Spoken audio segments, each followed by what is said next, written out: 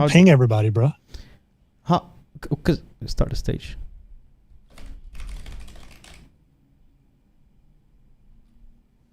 I already started. I already started it. It's sad the stage is already open, so don't worry.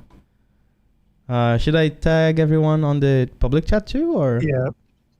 Yeah, public ping everybody. Fuck them. They want to cry. And then let me open up the channel to everybody as well. How do I share? How do you do that when you want to invite someone to the channel, and then it's like it becomes a clickable thing? One, you can copy link to channel, but what you could do is go to events at the top left. Or go to events at the top left. Click share, and then copy, and then paste. Like this? But sometimes you do this for chats. Huh? You do this for chats sometimes. Like when someone says something, you send me the chat like in a clickable link, and I don't know how to do that. Yeah, you can right click the channel itself and then copy link and then paste as well. But this is for the event itself. So if I do this, it works. Okay, cool. All right, here we are. Hello, everyone. We are live on Twitch. We are live on YouTube. We are live on Discord. We have delayed the start of this for 1 hour because everything that possibly could go wrong went wrong. Internet issues, software issues, and hardware issues. Full package. Full package. But now it's going to work from the start of the stream instead of having you guys wait. That was very unprofessional of me. I'm so sorry from last week. Today, we're going to go through our challenge laps. We're going to go through non-challenge laps, and we're going to go through racing moments. And one thing I think, Kyle, what do you think of if there's someone who's the driver that we're analyzing right now? If they're in the chat, we could maybe invite them to speak. What do you think? If you want to, yeah. Cool. All right, so let's start. Let's start right away. How's everyone? How was the race? Did you guys go do the league race today? Let's take a look at what we have to take a look at. Should we see the reviewed ones real quick? Because I think we want to go through Consistency Challenge 1. 2 is here. We have another one here that was very good, I remember.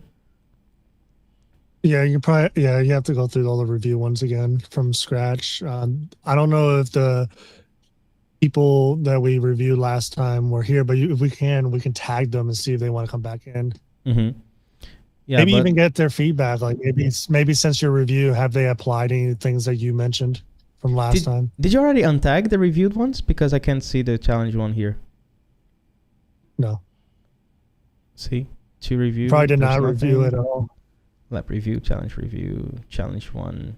There's one here from 4 days ago. The only problem of this one, Ivan, if you're here, is that it's really, really wide. I think it take off lap review. It kind of works, but it's a little bit cropped. Oh, we have. Yeah, I think the filters are absolute. So if you have like the things that you're looking at, we'll have to have both of them. Or I noticed. Yeah, it's not one or the other. It's one and the other. So no filters. Then let's take a look at this one. I think this is the one that we went through, the first one. So let's open it. Close all this. Was that Catalyst? What? Castaway. What's the name of the user? Huh? Castaway. Challenge 1. Yeah, I think that's the one. We should start with it. Brand new to iRacing, 1.3 KI rating. Played Forza and other racing simulators for years. Going through level 1 course. So this is a free member. Just did first races and managed to secure P3. Good job. And now looking forward to get faster. Let's do this. Are you ready, Kyle? Was this the one where we compared his with mine? Might be. If we get to it, we will show your lap as a reference again. All right, so we're gonna start watching the lap. It's a 50-second lap, right? 1 minute lap, and then we're gonna go corner by corner.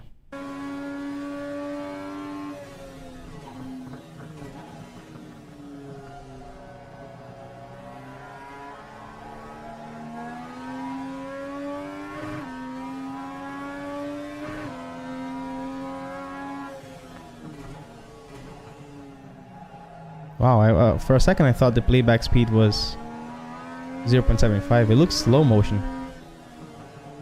Doesn't it look slow motion to you guys? It might be the low frame rate. Wow.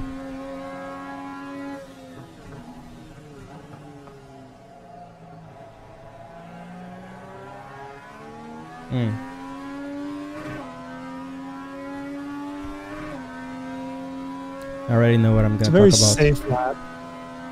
You did a very safe lap.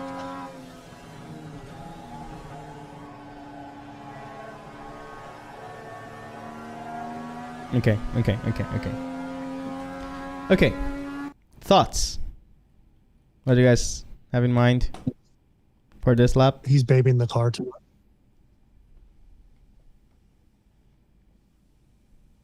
I know exactly what I'm going to talk about.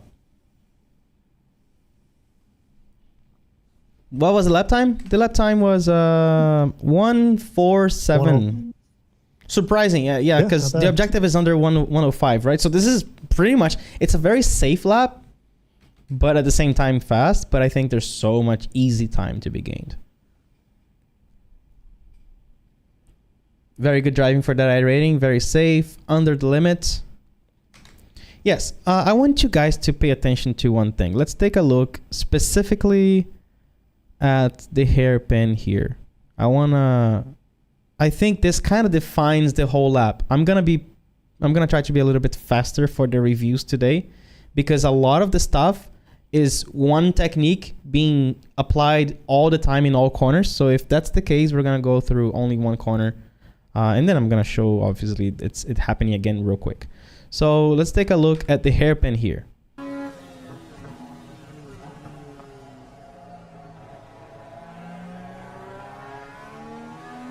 What's the problem? The problem shows up here. What's the problem? Because we see the balance, we see the braking, right? We see the throttle application, very progressive. But what's deeply wrong here when it comes to, honestly, safe ways to find lap time? Late on throttle. Late on throttle and track usage. Dan Monet on Twitch chat said track usage. So the point of inducing understeer for this challenge, the reason this is in the academy, and the reason the challenge is to do 10 laps in a row here, is for you to learn how to induce understeer.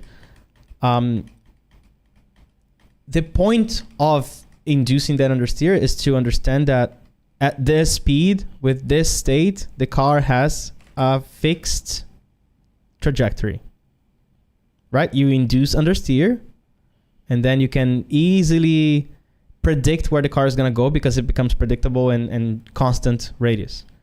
But one thing you can do is, if you accelerate here, you get this line. If you accelerate a little bit earlier, then you would get something like this. If you accelerate even earlier, then you would get something like this. All these three are still technically around understeer. Obviously in this car, it gets a little bit spicy if you go straight to 100%. But what I really want you guys to feel is that you can determine this by defining how early you increase the throttle more and more. What he is doing here is he is applying everything that I told you guys to do, like induce understeer and feel the understeer, like mid corner constantly here, more. But he's doing it for too long. It's almost like, it's funny. It's almost like he's trying to show us that he is doing exactly what was proposed. Like, hey teacher, here, I understood what you said, and But the problem is that if you're doing it too much and you're really leaving all this space here, you're just leaving free, pretty much free lap time on the table. Because look at what he does here. After that, look at how easy the exit is from here. He's going straight. So that's the problem. It's doing it too much. I want you guys to understand inducing understeer. I want you guys to be able to create it whenever you want on the middle of the corner. But then I want you to use it just enough, not too much. And then the lap time comes. That's exactly how you find it. Like I do this all the time in real life. But I do it in 2-3 laps. And from as soon as I realize that the understeer is happening, I start pushing the throttle a little bit more to at least guide myself to the exit, to kind of understand more the grip and how, and at what point in the throttle the car starts to maybe oversteer a little bit if it's too much throttle. But I want to push it. You know, the understeer is a starting point, it's a safe starting point, but after that, that's your opportunity to explore a slightly more aggressive throttle to determine the exit line through the throttle, not unwinding the steering. Here, too easy. Look, this car is going this way. And then now he's artificially unwinding the steering. He's turning like this. He's pulling out. I never do this. Guys, look at this. I'm turning. The corner is to the right. I will create a force this way. Boom. I'm turning more mid-corner. I get back on power. I am never pulling the steering, ever. Like, unless I'm like 90 degrees slide and I'm desperately needing to correct it. But I'm going to accelerate and I'm going to relax my hands a little bit, but I'm still forcing that way because that's me. That's the force feedback. I'm going to relax my hands and allow the force feedback to bring the steering down. I will never unwind on purpose. If I unwind on purpose, I'm deeply under the limit. That's what I call active counter steer in the light hands technique video. I think that's level 2 or level 3 on the gold membership course. So never do that. Like, allow yourself to accelerate and allow the steering to pull itself back. And this way you're going to start using all the exits because of speed, not because you're actively unwinding the steering. I think that's pretty much the review for this video because everything else is good. So let's look at turn 1. Let's look at the corners very fast now and pay attention to all the exits, how he does the same thing. Before you continue though, like, yes. Are these tips something that you can even know as a beginner without watching level 2 and 3? Like, if you're watching just the first 10 lessons of the first part of the course and you're going into this consistency challenge, are these tips even something that they would know from those videos? Would it be fair to assume that they should know this, if that's not the goals of the first course, if you know what I mean? I think I mentioned it on the consistency challenge itself that I use the understeer to use at the track on the exit, and that understeer is activated by accelerating to make the understeer more dramatic to actually push me out. So I don't go fully in detail like I do in the level 2 courses. Because in the level 2 courses, I'm talking more about like you're converting that understeer into oversteer. Now you have to have a little bit higher reaction times and so on. But I do mention that we want to push the car out through understeer. And that's one of the things that we do in the demo lap as well, where I do the understeer and I show you, hey, look at how my car is going there. And it's not this, it's the throttle that's pushing the car there. But I'm going to do a double check to see if this is super clear.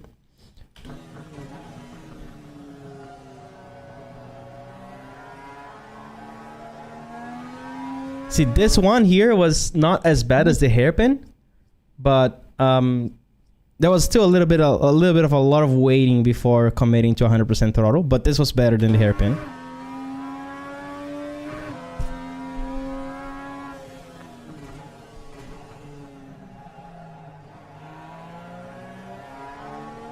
This was also good.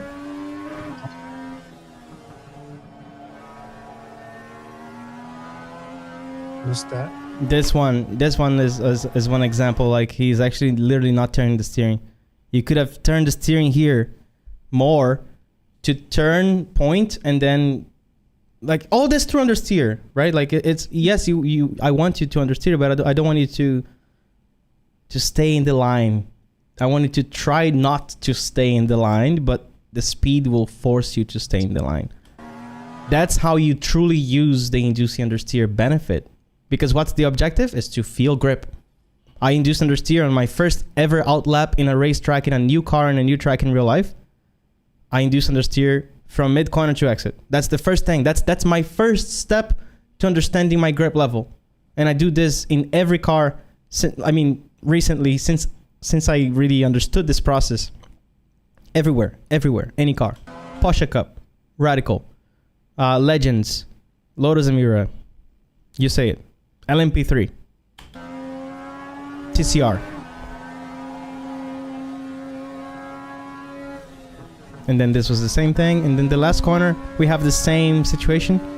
Look at how much space is left and is left unused on the exit right now. See, now literally straight steering going that way instead of having accelerated a little bit earlier and guiding the line through the throttle here.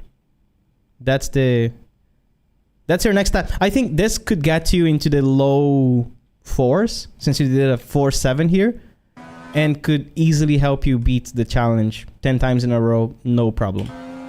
Because you're not gonna have to force yourself to gain time on entry.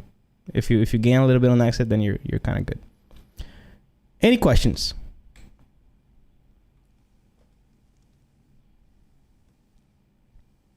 Do you just have to lighten your hands just that much with G29 or other lower FFP wheels? I think with the G29, you are going to have to do a mix between passive countersteer and active countersteer. Like if it's 2 Newton meters, it's a little bit too low. I don't remember. It's been so long that I drove a G29. But I'm for sure relaxed hands. But at some point, if you start oversteering and force it back, even when dumping your hands out of the wheel, if it doesn't correct itself, then you're gonna have to pull the steering back yourself. It really depends on how fast the car is. If you're driving a super fast reactive car, like a Formula car, I think a 2 Newton meter won't be enough. You would need at least like 5-6 Newton meters to do the correction for you. Question, Suelio, why don't you teach coasting a little on some corners? Coasting is it's an exception, especially in iRacing. Coasting is only necessary if the rotation is enough at the middle of the corner. Dumping the brake super fast is almost never going to be a thing. But trailing to a point where the rotation is good enough right here, then you can probably coast for a while before getting back on throttle. One thing that you guys have to understand about braking and balance, this is a very cool way of visualizing it. We have braking here. Then, oh, my bad. Pretty. Yeah. Love it. I see red. We have braking here like this. Red. And then on this area, the function of the brakes is to rotate the car, right? We're in the middle of the corner, and at some point here, we're going to start accelerating too. And at some point, we're going to be full throttle. Well, let's build it backwards. So if the car is still not oversteering and needs more rotation, stay on the brakes. Suddenly, let's say the car rotates more and more and more and you need less brakes, you can actually get into coasting zone. If you're coasting and you're still oversteering, what would you do theoretically is to kind of brake negative, right? You want to brake minus 5%. That's the best way. If the car is rotating too little, if it's understeering, then you brake 5%. If the car is oversteering, you have to brake minus 5%. But how do we brake minus 5%? by accelerating 5%. So this tiny area here depends deeply on what's going on with the car. If the car is very oversteery, you might need to do this negative trail braking, which is what we call maintenance throttle or balanced throttle. That's what I prefer to call in the courses. Coasting is somewhere in between, right? Like what are the chances that the rotation is going to be perfect enough for you to have to coast a little bit? Not so high. It might be a thing for, a few fractions of a second here and there, and you might end up getting away with coasting. But there is an 80% chance that coasting is unoptimal because the car is going to be either rotating too much or too little. It's almost impossible to find a car that's going to be rotating just perfectly. That's why I rarely teach coasting. Coasting is supposed to be almost the exception. And if it does happen, it does happen, right? Like it's not impossible. It's just not something very common. You still have to do it over 0.3 seconds, maybe 0.5 seconds max. That's the answer. Kane Halliburton, coasting is just inefficient and more of a correction. I wouldn't even say, I wouldn't even call it a correction. I think coasting is a lack of a correction. Like if you're coasting, everything is perfect or you're under the limit on the steering. That's the answer. If there's a little bit too much rotation going on and you're not on throttle, you missed out on minimum speed, right? If you have too much rotation, then we can accelerate and we can go faster. If you're just coasting, you're either losing the opportunity to accelerate faster and get out of the corner faster, or you are not turning the steering enough to get into the situation to need the throttle. That's pretty much. Inconsistency challenge 1. What's the best way to detect and catch if the car is going to spin out? Hands. There's a thing. I've been talking about something that I like to call probabilistic driving. There are chances of things to happen in a corner depending on the stages. Remember stages of a corner? I think that's the level 2, first lesson of level 2 in the car handling course. We have stage 1, stage 2, stage 3, stage 4 of a corner. And let's assume this is a medium to low speed, long corner, something like Bruxelles at Spa, or even turn 1 here at the Challenge 1. We have these long, kind of like, they pretend to be hairpins, but they're actually fast. So these corners, you have a high chance of getting entry oversteer here. High chance of getting entry oversteer here. And you have a very high chance of getting exit oversteer here. The extremes of the corners are the highest chance of you forcing the steering and the pedal at the same time. Here, there's a high chance of getting understeer, unless you really go straight to 100%. And here, there's a high chance of getting understeer because you might be locking the front tire or something. So combining pedals at the inside of the corner generally tends to cause understeer. Combining pedals on the extremes generally causes oversteer. So these are pretty much the areas where you should be more ready to react faster. And that's what I call probabilistic driving. It's like, I'm not going to be ready for an oversteer in the middle of the corner because it's very rare and I'm in control of the car.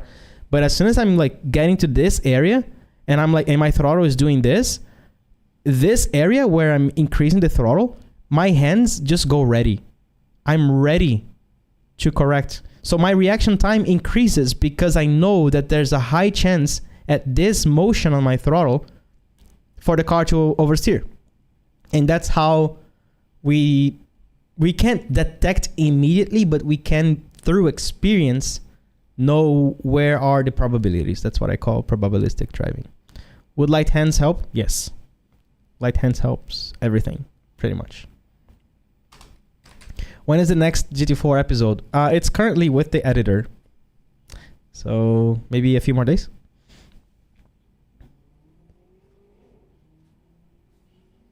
Yeah, coasting is only in some corners if needed and some cars to settle the... No. I don't like this. You said coasting to settle the car. I don't think coasting settles the car. I think coasting stops doing something. What is it?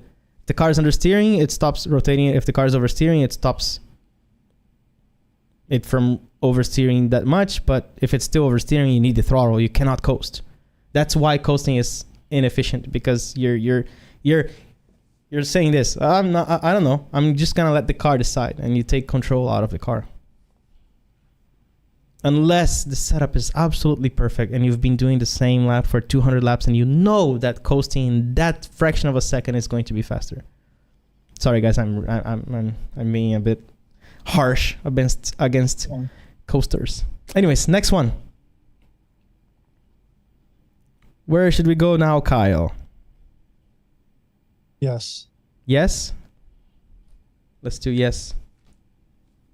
Gotta do. There was like one with the consistency challenge number 2. It was a high level driver, and then he spun at the very end. I think it's this one. Let's take a look at it. 3.5K driver. He spun. All right. Yeah. Can you guys hear it? He had a pretty good like laps, and then he shows all 10 laps here. Oh, he shows 17 laps here.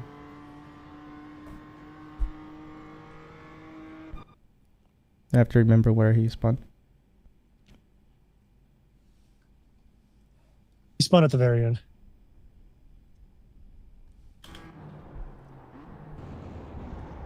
Right here, yeah. Yeah, common mistake. I'm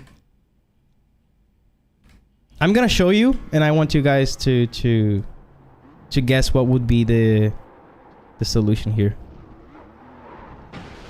I mean, maybe we should show. Maybe we should show the lap before, just so we can see a good lap, and then go into this. No, let's go through this little mistake first. We already know it's a good driver. What happened here? How can you guys prevent this from happening? He didn't strangle the puppy. Abandon ship, save yourself. I agree. Take the L and take the slowdown. Yes, this was shown last time. Turn in a little bit later, drop the brakes too fast. Drop the brakes too fast is one reason. This is the panic turning. I don't know if I said that the last time, but this is the panic turning. Look, you start turning in.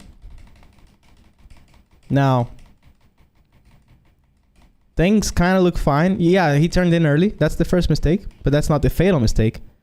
Problem is now. That's not the line. Now he is like, what is he saying with his inputs? He is saying, I'm done with braking. Where is oh, here. He said, I'm done with braking. I'm gonna turn the steering even more, and this is gonna rotate the car. Does this rotate the car? I just told you that probabilistic driving, right? Middle of the corner, highest chances of understeer. He's here. He's getting here right now. And what he does, he stands on top of the understeer and he tries to get even more rotation by forcing the steering. And that's what makes the understeer worse. If you're feeling that, so why did I say this is panic turning? Because I think this is the moment that he noticed that he started getting understeer. And this is the moment that he took the decision to try to do something about it and ended up making the understeer a billion times worse. Because when he got into the understeer, he decided to force the car through panic steering. Panic steering is like, like that's emotional driving. What do? You have to be super cold. If you understeer, you have to stay on the brakes for a little bit longer and you have to delay a little bit the throttle. You are going to have a bad exit, but it's going to be damage limitation at this point. If it's still bad, still more. Do this and this. Even if you're going like to this direction here, I would still brake on a straight line to save myself and then turn right at a much lower speed and take the L. Take the L. That's the solution. If you try too hard and insist on the understeer, you're going to make the problem worse. So this is why, from here, he still tried and waited, and then he even tried to accelerate. This is muscle memory here. It's like he's trying to accelerate to try to prevent from losing so much time, and then he ended up, hitting the sausage, and steering was a little bit too crazy here. He only spun to the right because I don't know what happened here. I don't know what was the thought process to turn the steering 100%, 180 degrees to the right here as soon as he's landing from hitting the curb, and that's what causes the spin. So that was the main issue, was the panic turning. Let's take a look at the lap now. So what was the lap though? There's a lesson. I think he said there's a workshop for. Hear me? Yeah, there's a workshop recording by Connor Bell where it goes on into mistake recovery and how to like save the car, stay on the limit, and just maximize your mistake. Something worth watching. I posted it. I posted a link in the Discord auditorium for people who want to watch it. Yeah, that's pretty cool. That's really cool. I want to take a look at it. Maybe we can transform that into an actual course lesson, because it's super important. I raced in real life for 5 years now. Is it 5, 4, maybe 4? And I never crashed on my own. Never. I got hit. I spun because I got hit. I spun because I hit someone, but I never crashed on my own because I know exactly how to prevent crashes from happening. And that's the stuff that I teach so much in real life. And it's super important to know just how to stay alive at some point. Like many times, knowing exactly how to get off a really bad situation is super, super useful. Let's take a look at a random lap here. This one. All right, challenge 2.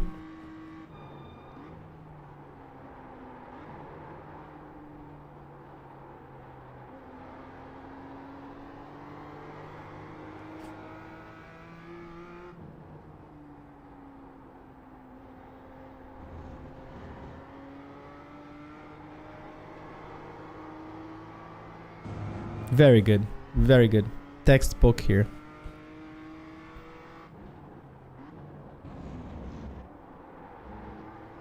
Yeah, he's turning in too early. He did a little correction. This correction was a little bit better. He realized he turned in too early and he unturned and turned again to not hit the sausage.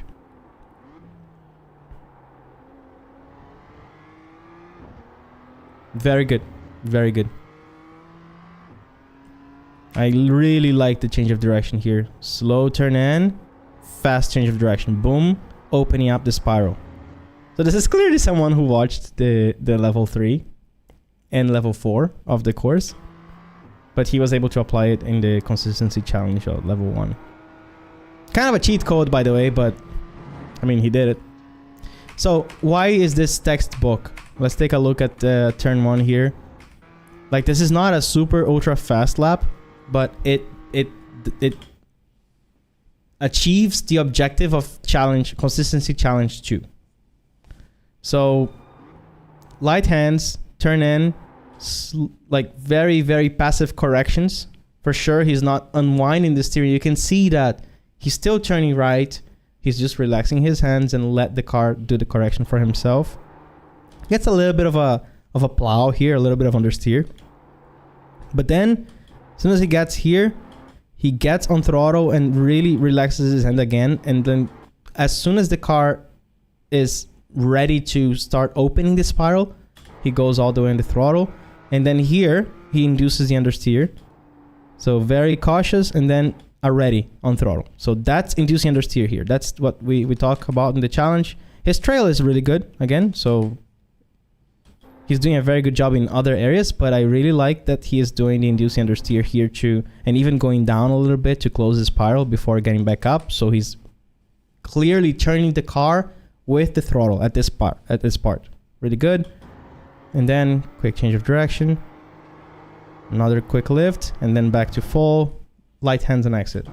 Very good.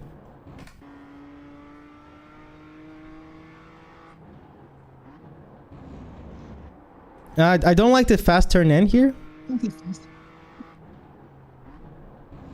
Boom. Quick turn in and quick drop on the brakes. That's literally what kind of caused him to crash on the last time the other lap we saw. But yeah, that's one thing that like you want to kind of exponentially turn. Remember, this is a low downforce car, very heavy, so it wants to build the rotation a little bit more slowly. It was a little bit too fast initial turn in there, caused a lot of understeer and cost a little bit of time. That's pretty much it. The rest was really good, honestly. Good job, Tom. Very good. Questions? So fast brake dropping? Yep. How can you tell he has light hands from watching the by alone? I've watched 4,500 hours of drivers, so I kind of picked up the patterns, but it's all in the telemetry trace. So when you start doing this on the steering, and the steering does this, and then it goes a little bit more smooth like this. When you see the wiggle and you see the smooth, this wiggle cannot be human, right? This is either a very high force feedback or relaxed hands, because you're letting the force feedback adjust the car to its vibrations and to the cracks in the bumps and everything. So whenever you see wiggle, you see relaxed hands. Whenever you see smooth lines, you see firm hands. What I like to say, for example, I like to represent what would be a good telemetry trace. How does a perfect steering trace look like? It looks like this.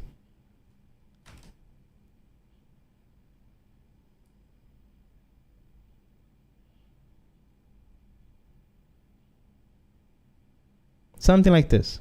I can even make it a little bit more obvious by doing wiggle, firm, firm, wiggle.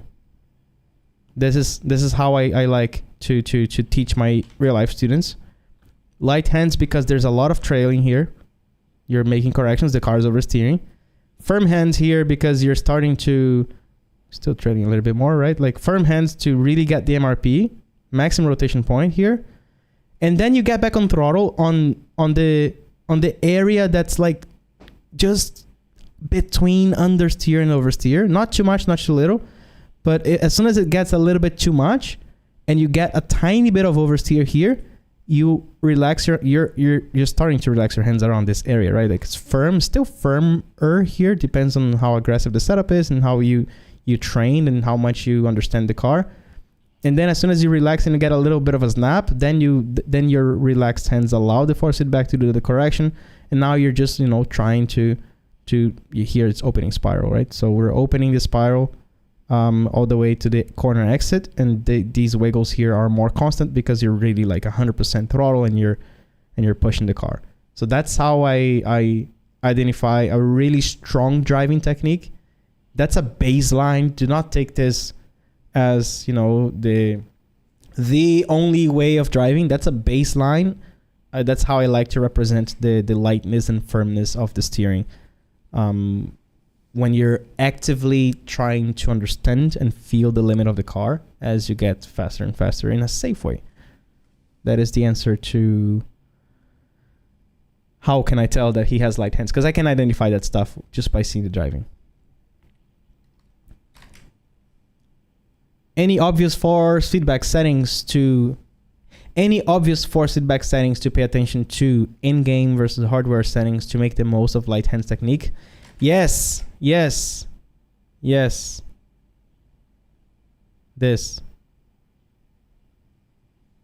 That's it.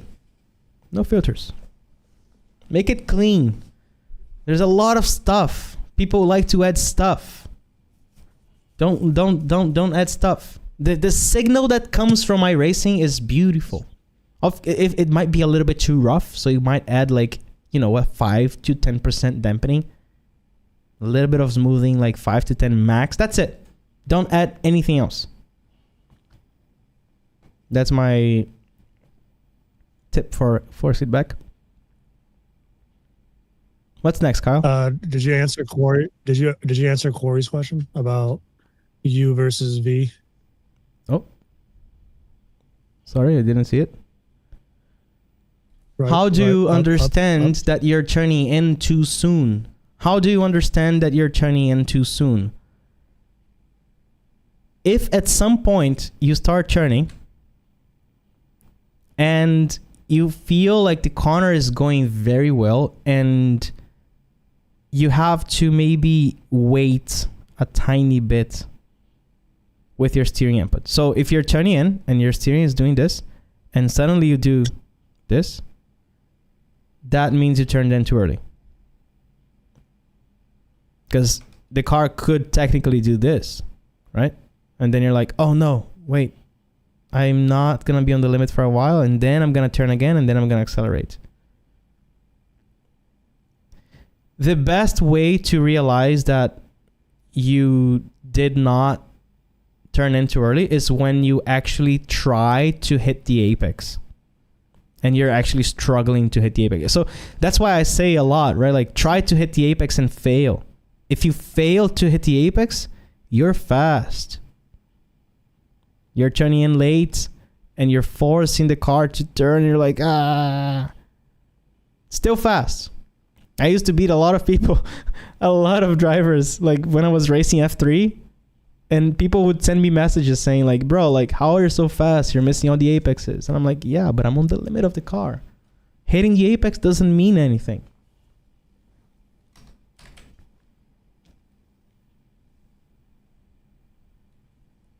No filter. Let's go. Next one.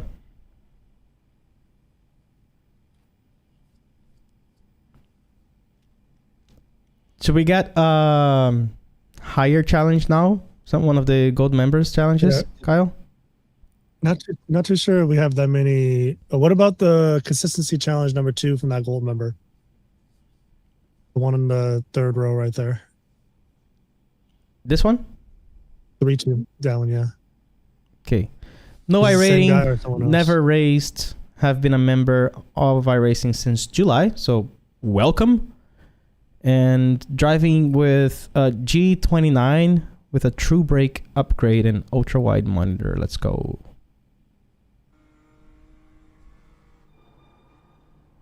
It's a little bit quiet here. Let me increase the volume.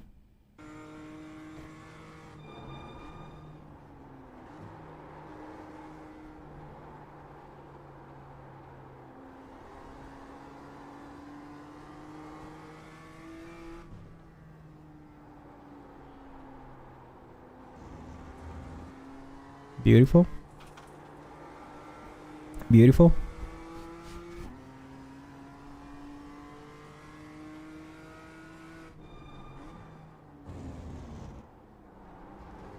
Oh my god. Did you guys see that?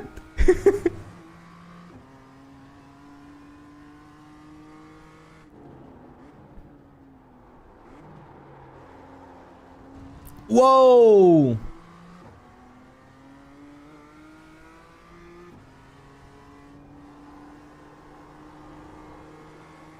Wow. Comments?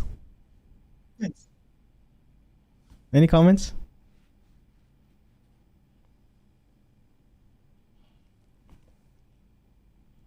You liked it? I liked it. This is guys, this is a 2 months old driver, right?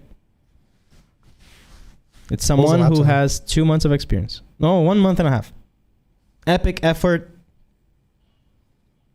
I think it's a very disciplined student who is doing exactly what we talked about in the lesson, and I love it. I love it. You're sus? Okay, let's take a look at some stuff. First of all, you guys know, everyone knows here. Let's not be dishonest with ourselves. Everyone brakes and accelerates twice in turn 1 at Lime Rock when they're beginners. Everyone. Don't lie to me.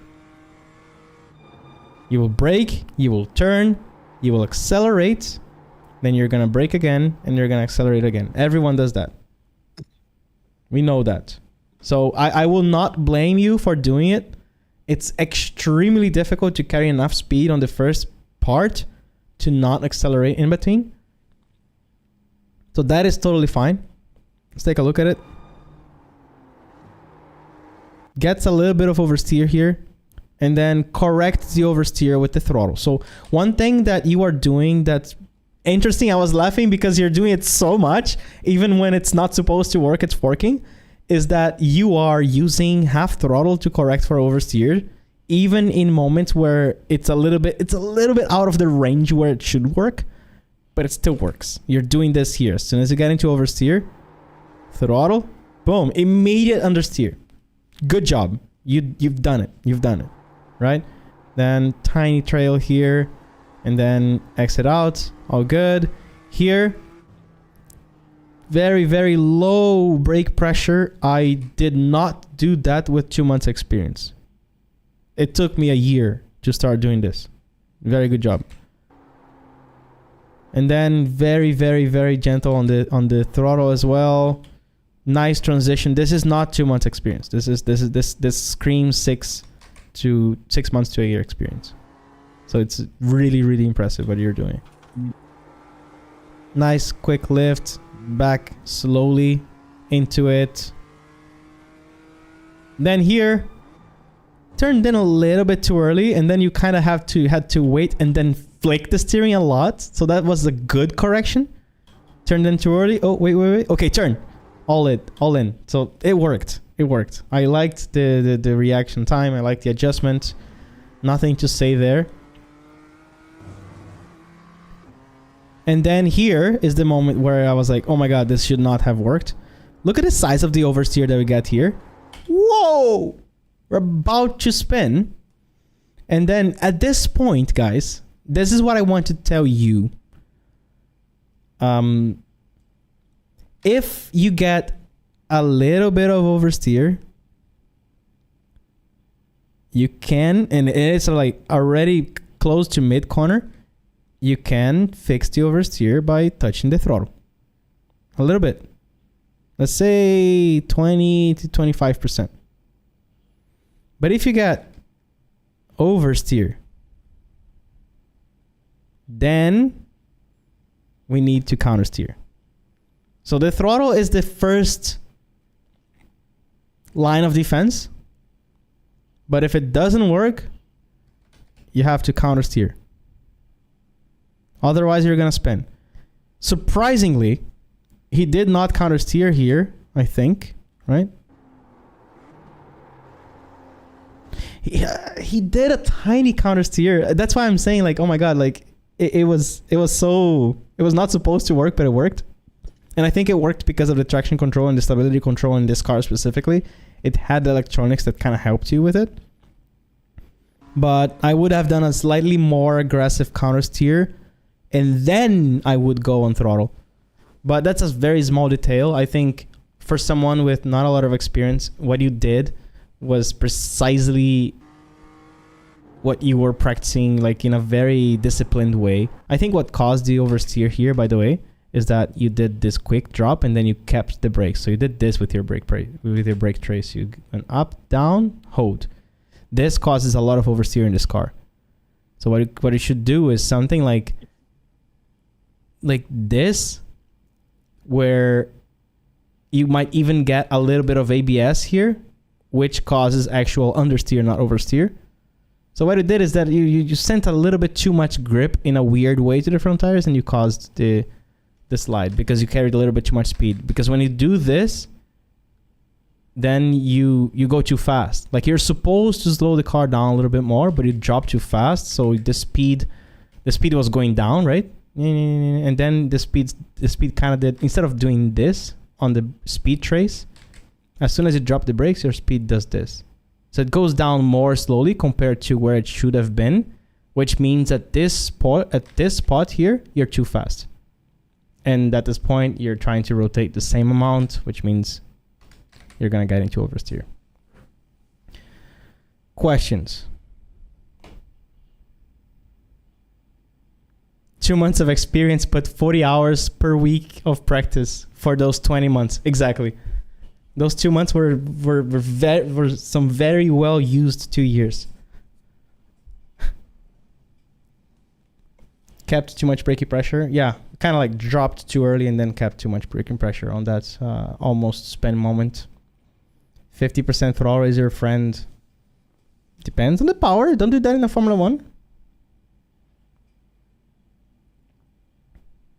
The cliff out wide is intimidating. Which one?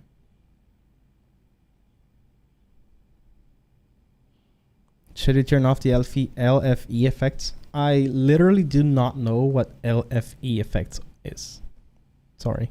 So like curbs feelings, like when your steering wheel vibrates because you're hitting curbs and stuff like that. Sometimes people add artificial ones such as understeer effects and stuff like that, or gear change effects and stuff like that. So if they upshift their wheel or pedals, they vibrate to let them know that it worked or something like that. I think it's too much noise. Add the stuff that gives you a little bit of immersion but doesn't take away from your focus on the actual variations in force on the force feedback that represent the amount of grip on the front tires. That's simply what the force feedback is supposed to do. It's supposed to tell you how much grip there is on the front tires. Everything else is extra, non-essential. I mean, maybe the engine braking can even give you a little feeling like, if the engine braking vibrates a little bit more and you can feel, okay, high vibration means high engine braking means more rotation. It kind of can help, but you already have the sound for that, so it's not essential. That's why I really insist on having like pretty clean force feedback settings. Do the tire sound also applies to F1 cars? Yes. 100%. I missed the M2, banger of a car. Hey, Kyle, should I tell them? Ask Kane. Kane, can I tell them? New member. I don't think they decided yet. Oh, didn't decide yet? Kane's not here. There's only an ENAC. Yeah, the chat now thinks that iRacing is discontinuing the M2. He's like me. Okay, well, I can say it, but without, I'm not guaranteeing that it's going to happen. But we are considering very, very, very much to use the M2 for the next season of the Almeida Racing League. So if you guys like this car, no, you're welcome. If you don't like it, start liking it.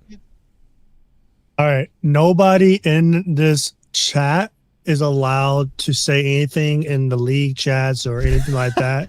If I catch you posting in Academy League, I'm not going to do anything about it, but a leak. All right, let's go. Next one. Yeah, it's actually the NASCAR truck. We're actually doing the NASCAR truck. Next one. Because Connor said he wanted for a long time, he wanted a NASCAR series for the league, and we're probably going to do NASCAR truck instead. NASCAR truck, we could use that for that other thing that I still didn't announce, right?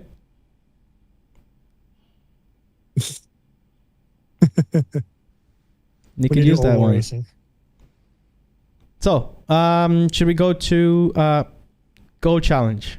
Let's do trial. What was the good one let's look at Peter's trial number Silverado 13, the Silverado one. Yeah, perfect. That was fun to watch. That's a fun one, guys.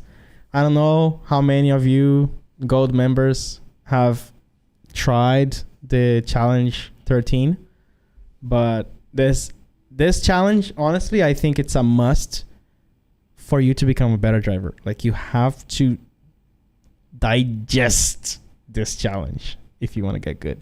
You thought consistency challenge number 1 was bad. Wait until you do this one. Yeah, everyone complaining, oh, I cannot do the consistency challenge number 1. Friend, try challenge 13. Oh, well, yeah. No one posted a challenge 20 yet, so.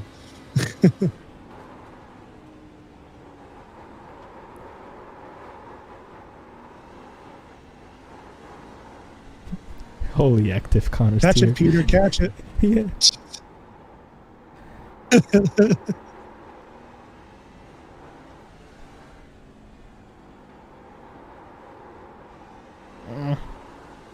Oh my god. He's trying to catch so much that the catching motion is actually throwing the car around. It's like catching becomes the throwing.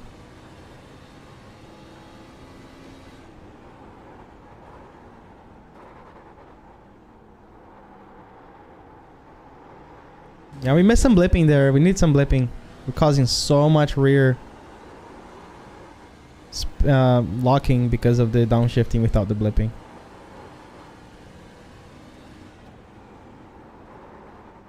Can you hear it? Can you hear it, guys? The locking because of the non-blipping?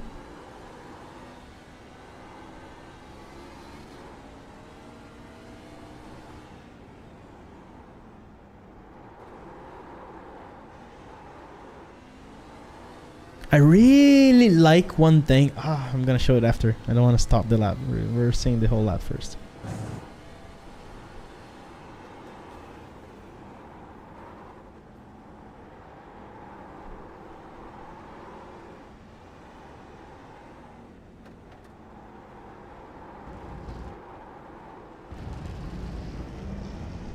Wow. He went into a lot of understeer in that corner. I was just saying that after watching the whole lap. Seriously? I wasn't paying attention. I was like talking to chat. That's why. Oh, that first gear is a kick.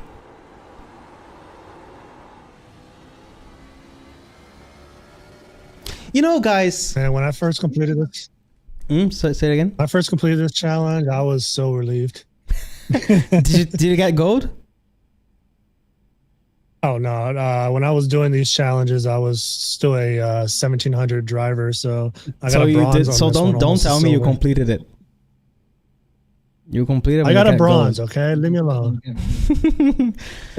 Okay. I'm still butthurt. I'm still butthurt that I got 0.001 from gold in freaking the P Cup at Tsukuba. Yeah, that Porsche Cup at Tsukuba is still getting me some nightmares, literally. All right, you need to do all the trials yourself as a series, and then judge whether or not they are fair. I should do that. I should do that. I agree with you. I agree with you. Some of these gold medals are kind of like suffering us, like Kane put these times just to make us suffer, I swear. Did you guys know that I actually did not try the challenges? That I actually never. I drove the challenge 20 for a student, but I never actually tried to get gold in everything. You did P Cup too, but you failed. You failed to get the P Cup. I failed gold. to get That's P why Cup. We had to change the times for the P Cups.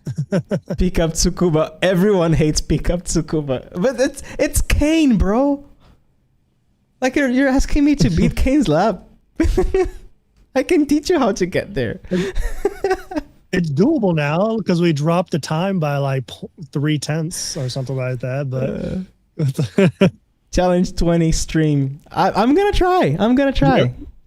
Do you remember when we did the Academy event where we had like 30 people in the challenge 20, all racing each other to the end, and the event was first person to reach the end wins. Yeah, exactly.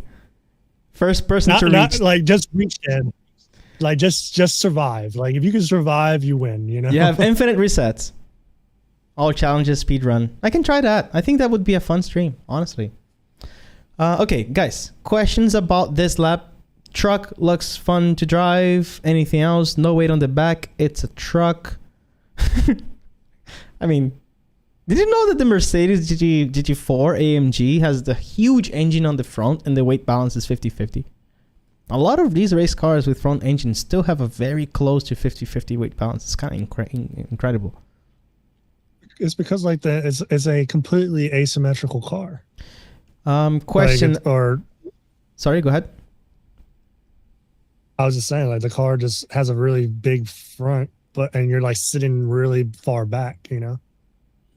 No, it's wheel to wheel weight balance. It's where the weight sits on top of the wheel. It doesn't depend on the driver, where the driver is sitting. Question: is there a way that free members can win bronze, silver, gold if they are not able to pay? Yes, you can do the 5 first challenges. So you can get medals on challenges 1, 2, 3, 4, 5. You know, bronze, silver, gold. I mean, technically you can do all of them, but you just won't get any. You won't get the lessons and stuff like that. Like yeah. Technically, you can. Nothing's stopping you from opening the test drive there. You're not gonna get the challenge tutorial, and the medals. I don't think the medals are gonna be assigned, right? Like you're gonna drive separately from the actual challenge. I have to double check, but. All right, let's take a look at that fun lap. Turn 1. This is going to be a good masterclass in driving, guys. Because, you know, you guys have been driving all these GT3s and GT4s with like all the electronics. And these cars allow you to overdrive so much that you stop learning. You stop learning because you're banging on a wall that does not punish you. So drive cars without ABS, without TC, without electronics, without anything, and you will be forced to learn things that then can be applied in the GT3s and GT4s. This is the best example, and I'm going to show you why.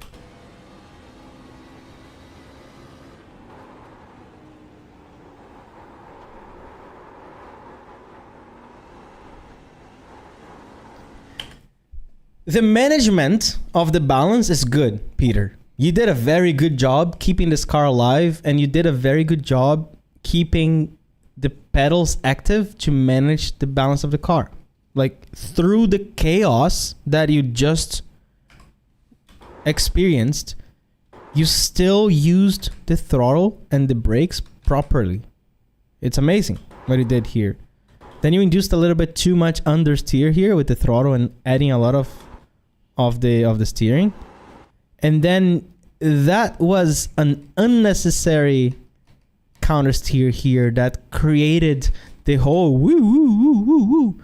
So like we can even think, oh, this is the car, but it's not the car. This motion, this chaos here is caused by Peter, because you're doing a lot of active counter steer to that direction.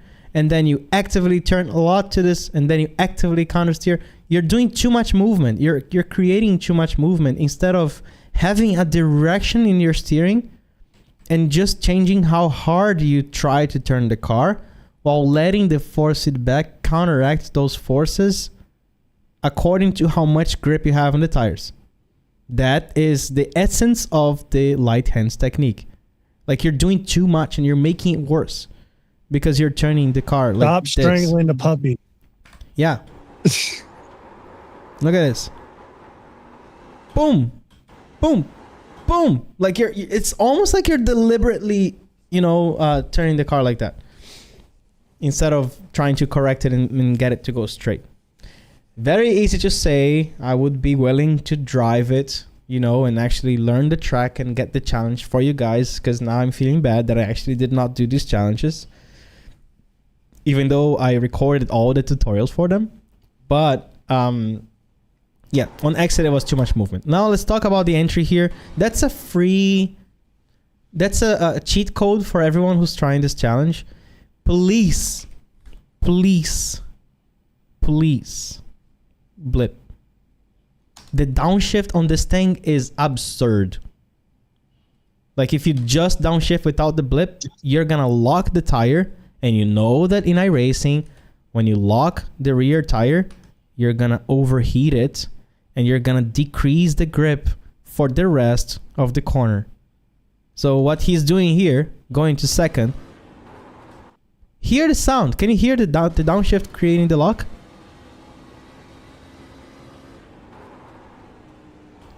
Right? That's the lock that's already overheating the tire.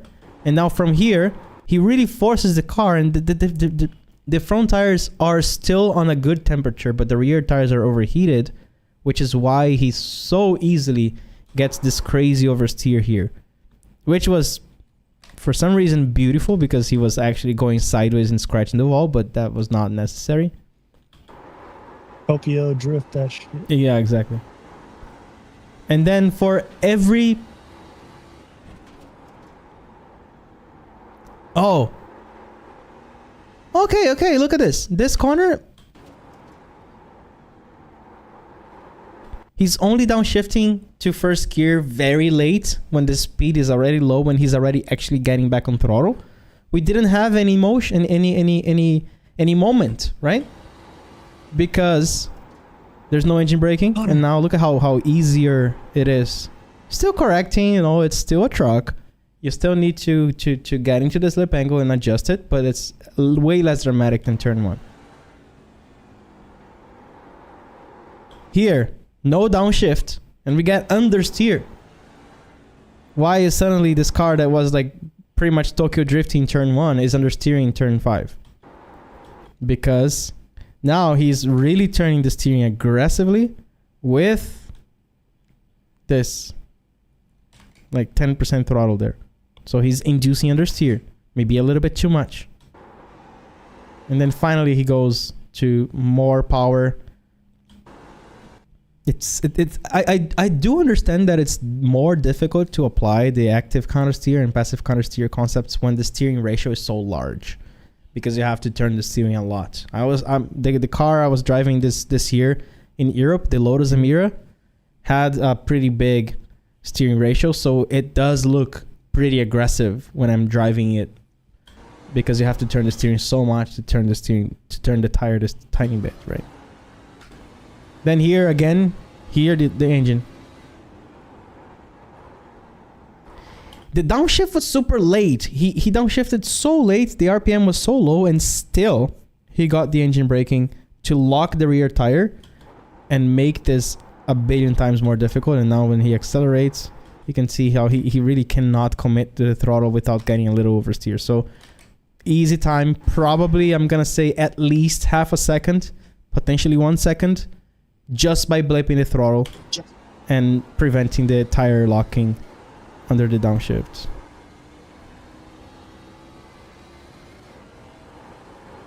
Okay, this is a very good one, guys.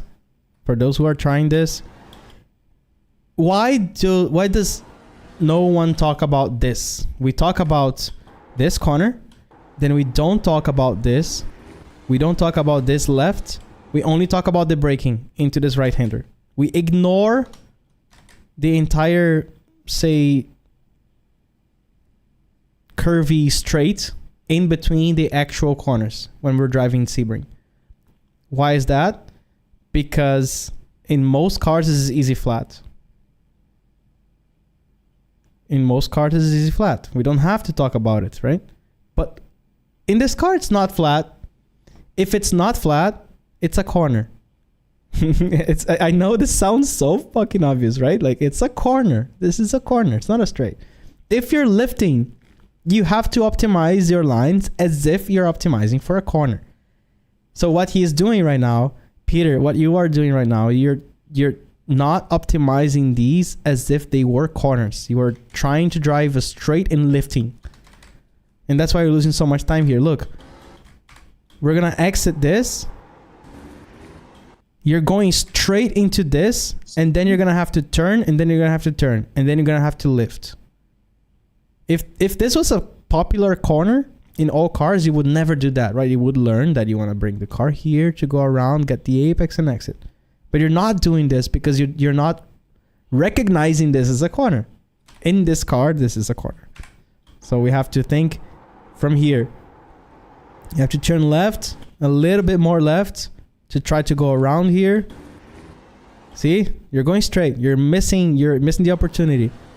And then here, I want to apex here. You got the you got the little oversteer here because you were already not considering this previous sector as a corner, right? So it's already making you, it's already punishing you here. Big correction. After you correct it, the next straight is to the left. Therefore, you need to try to bring the car here and try to turn this way to lift the least possible. Again, treat it as a corner. You're not treating it as a corner. You're going straight here. Look, going straight, going straight. You're not optimizing. You just lost a whole second that you could have used to bring the car to this side to lift less for this corner. But you didn't. You went straight, and now look at this. You're having to lift. You're having to correct for oversteer. Probably unnecessary. You could have done this flat if you respected this straight as if they were corners. And then here, same thing, just blip. It's gonna get you more grip. This line is good. Be careful with too much correction still, I think. Too much active correction, it seems like. Downshifting to first gear there, causing the slide.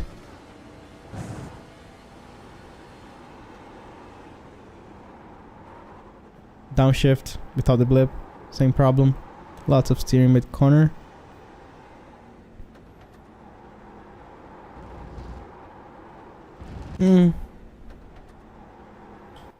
This is the moment where even if you're getting a little bit of entry oversteer and you're correcting with the throttle, guys, it's totally fine to do this. You brake, you go on throttle a little bit, and then you brake again, and then you go on throttle again. It's fine. If the car is a 900 horsepower truck and you need to more actively correct back and forth, it's fine to do it. I think you could have turned the car a little bit more here, but you induced a lot of understeer. Look at this. Because you stayed on the throttle.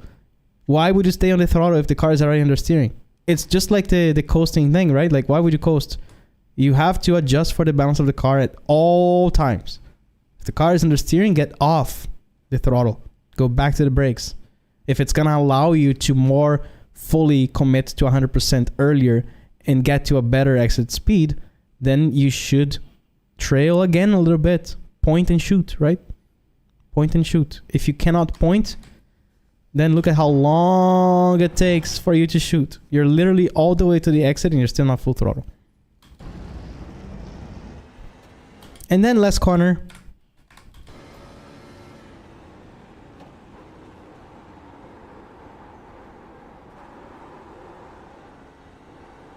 I just don't like one thing. One little thing here.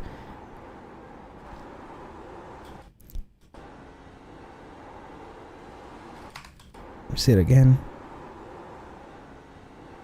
I would like a little bit more steering right before the throttle gets in. I would like a little bit more overdrive. That's what I like calling overdrive. Just a little bit more, trying to extract from the front tires right before getting back on throttle. You went on throttle and then you added a little bit more steering, which caused a little bit of unnecessary understeer.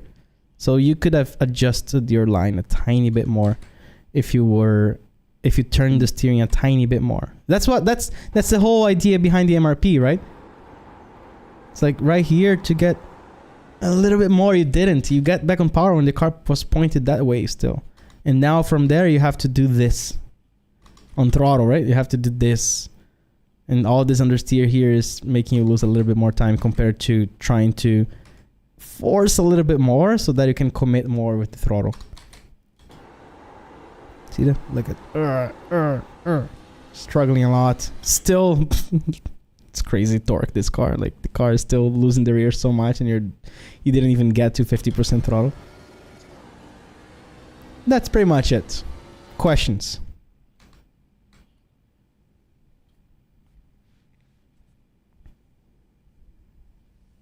We should do a special event with this combo. I'm down. Super fun. Super fun.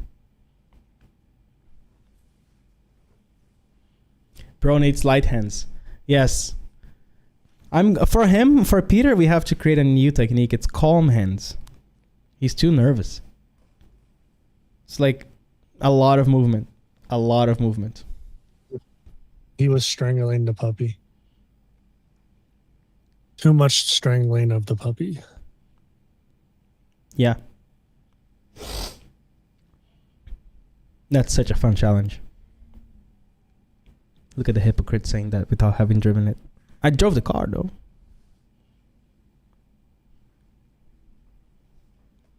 Needs to just relax as a trigger word is useful on entries. On exits it's a little bit more difficult. On exits I think it's still relaxed, but like it's more the direction of the force that matters. You need to be pointing to the direction you want to turn. Like actively turning the steering to the other way is extremely dangerous. Rarely recommend real life drivers to active counter steer. Do you have to buy the cars and the tracks to do the challenges? Unfortunately, yes. We tried our best to choose most of the free cars that fit the objective, the coaching objective of each challenge, but we had to choose some that were paid. And we also chose the most popular that you will most likely use, like the Porsche Cup, the Ferrari GT3, and so on. And the tracks as well. So and VIR, the tracks, yeah. Sebring, Nürburgring, Le Mans, Spa. Hi, Swedo. I'm a beginner who cannot use the pedals. So I use paddles for the throttle and braking, driving automatic. If you coached me, what things would you focus on first to help me get fast and consistent? Absolutely all the same things. I wouldn't change anything. I would look at your driving. I would see where you're at. I would tell you to watch my courses, and I would choose the low-hanging fruit in your own driving technique, and I would take it from there. It doesn't change anything. Yes, maybe there's the limitation of not being able to truly control the downshifts, but that's one out of 17 different things we can talk about. Man, I get impressed with some of these individuals with like personal handicaps and disabilities that are able to really make things work. And like I seen some crazy impressive things that even people like fully functioning as myself and like cannot even do for some reason. Like they're faster and better drivers or better at gaming and certain things like Rocket League, like or League of Legends and stuff like that. Like people with playing with their feet and stuff like that. So you can do anything you put your mind to. It just you're obviously going to have a lot more work to get there. You're going to have to learn things in a unique way, but you're gonna get the most respect out of it as well. Yeah, kudos. That's amazing. Meanwhile, me, I cannot drive because I sprained my ankle.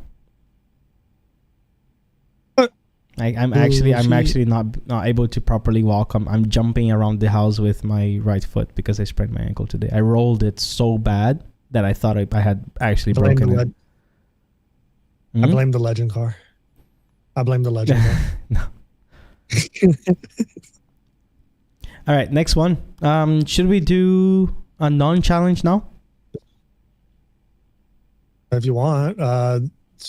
There was I will definitely need your help to tag. Are you doing the tags? No. Okay, we'll do it after. It's fine. There's a couple old ones, I think. There's a rental cart one, but I don't know if you're really good at Cameron Doss stuff. Yeah, cart is more difficult because it depends a lot on the cart. I don't have the super trained eye for carts. Like I think the minimum size is a Rush SR. anything like lighter than that, it gets a little bit difficult to know like the size of the track and everything. So it's like I would be able to do it. I just wouldn't prefer to do it like right away today, right here. There's an old Nathan video from 30 days ago. Roast my lap as much as needed for me to get gold. Oh, I think this is from one of the weekly challenges from a long time ago. Oh, where is it? Look for Nathan Safarian. It has a tag of lap review, so you can probably switch to lap review tag at the top, and it will be over 30 days ago. Yeah, I found it. We did already do this combo though a few times. Have we? Yeah, we did. What is this one? We did like twice already. We did 2 different ones with this challenge. Oh, this is Okayama. Yeah. We did it a lot. That's the different one. Hey. Okay. We have SF23 at Spa. It's pretty interesting. What? Oh, but we already did. No, we just did an F1 at Spa, even though it was a different one. IndyCar Montreal. Yeah. IndyCar Montreal is interesting. Tsukuba on board with M2. Oh, you guys want to take a look at the M2 since we're gonna potentially race it in the next season? Sure. This is the M2, right?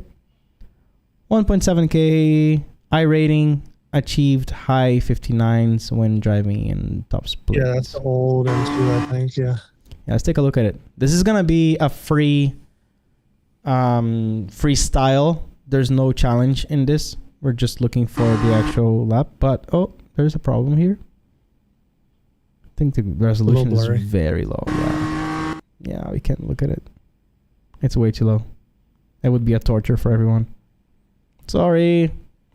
All right, set it as reviewed, and I'll put it in the chat as well. Like, type in like resolution too low, blurry. Want to take a look at IndyCar?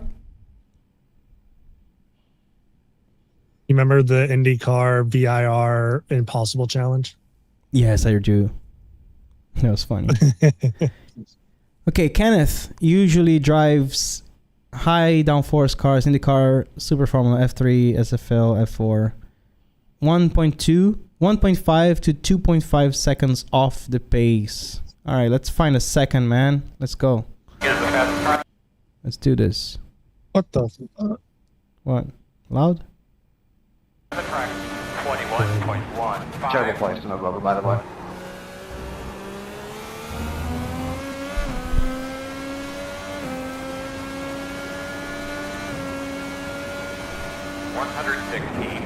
.042.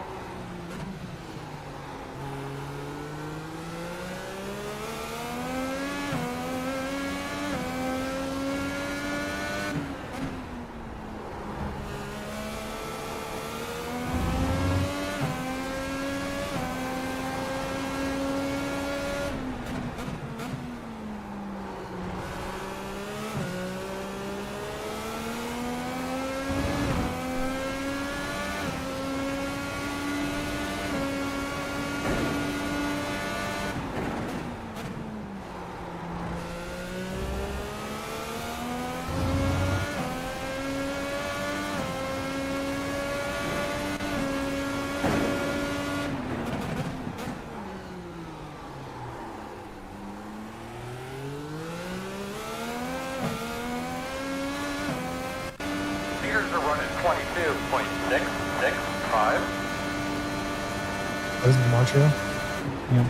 No. Oh, it is. Okay.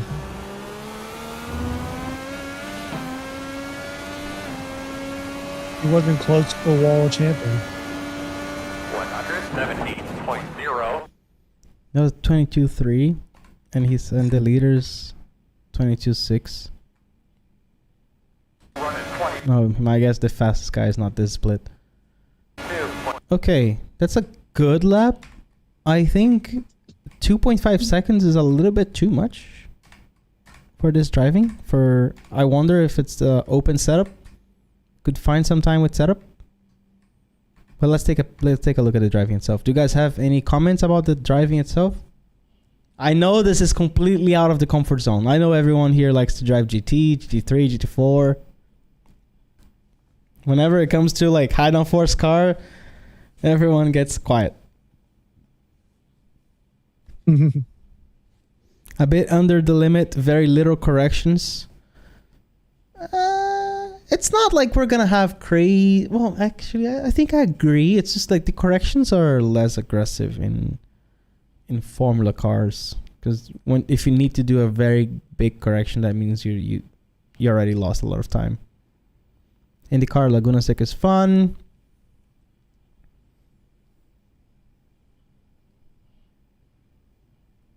Let's go, man. Thank you for the message.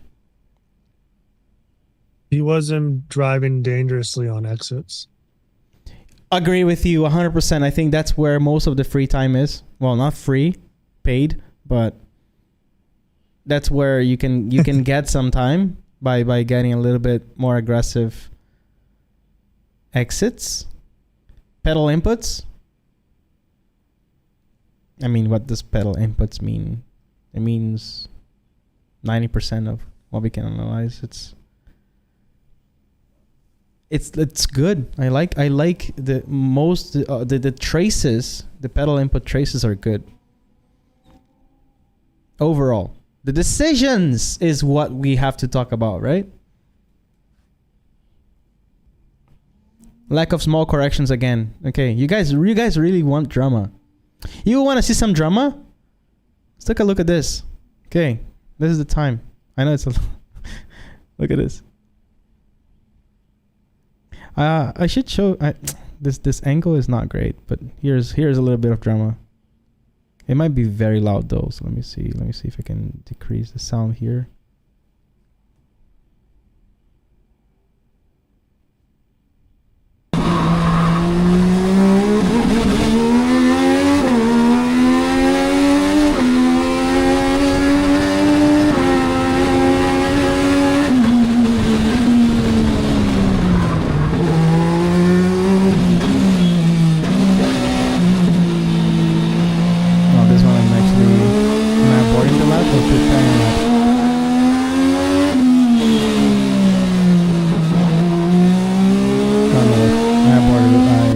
Going to pit here. Let's see a different lap.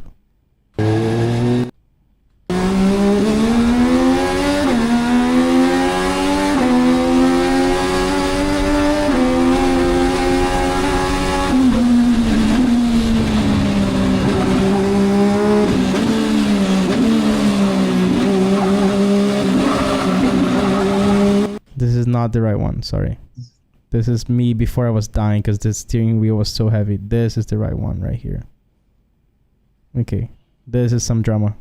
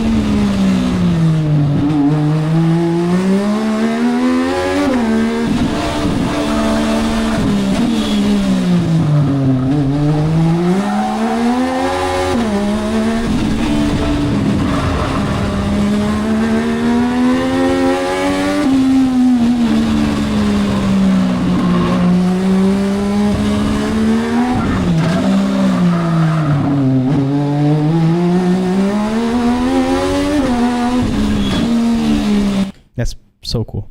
I love this car so much. Sorry, this was completely unrelated to the actual review, but like, yeah, it's amazing stuff. All right, let's go corner by corner. I'm gonna show this is a video that I'm editing when I was testing this little car here with Alberto Nasca. It was pretty cool. It's gonna be the next YouTube video. Well, actually, not the next one. The next one, 2 videos from now. That's what we're gonna make. All right, back to here. So let me just see any more comments. F3, you can ride those big curbs, which saves you a lot of time. High downforce cars are harder to coach than low downforce. No, same thing, different parameters. How much downforce does this car have compared to the F4? 5 times more? Like significantly more. I mean, it depends. IndyCar doesn't have that much downforce compared to an F1, but still, it's significantly more downforce. Like the talk about U-shape, like the brake release, the brake traces, the 2 degrees of steepness as you release the brakes. The stuff that we rarely talk about when you're driving GT3s, we have to seriously talk about it in IndyCar. All right, so let's take a look at corner by corner. 116.042.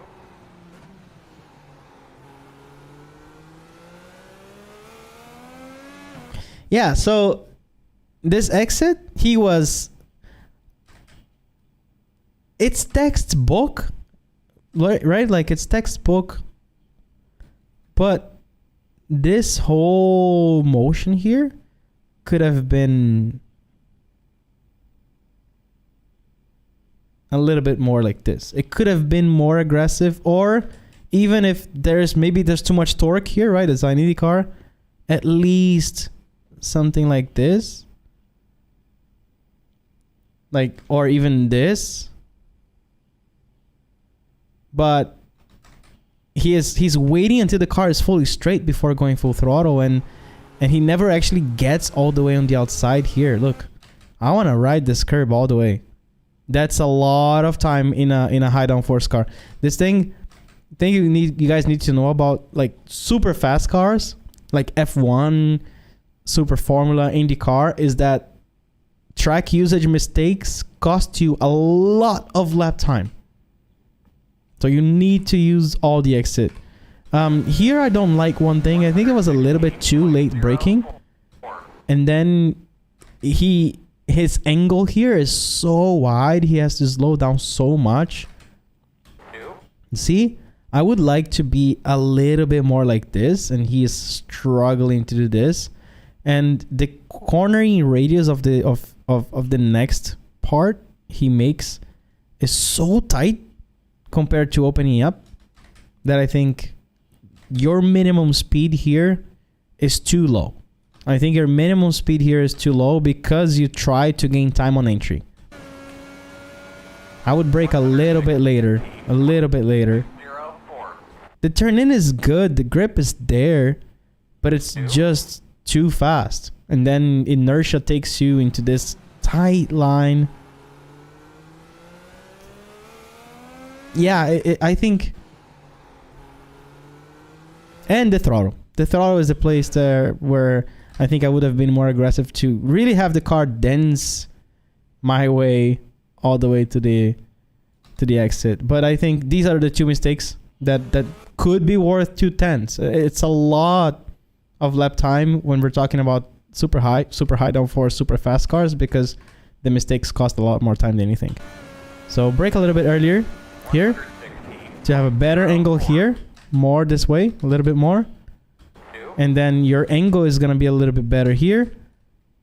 And then your minimum speed is going to be higher here. Then you can go on throttle a little bit more aggressively. Relax your hands. Feel the force feedback telling you where you want to go, but go all the way to the curb. You need that. I mean, this is a race, right? So you might have worn tires. You're being cautious. You don't want to take any big risks. But if you want to go to the next level, the fast drivers will be doing this every lap for 50 laps. Questions? No questions? Quiet. Oh, wait. Is there a lesson on blipping that you would recommend? I don't know. We do. I don't think we have. I don't think we have a lesson on blipping. I don't think that's a good thing. Let's write it down. Lesson on blipping. We're gonna add one. Thank you.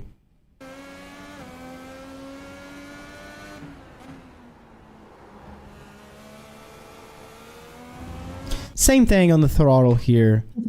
So the most important thing about this corner is to try your best to be 100% throttle around here, and then let inertia take you to the wall. But look at what you do. Like, you're still not full throttle, still not full throttle, still not full throttle. Now you're finally full throttle, and look at how much space there is to here. There's a little bit too much space. So I think it's just...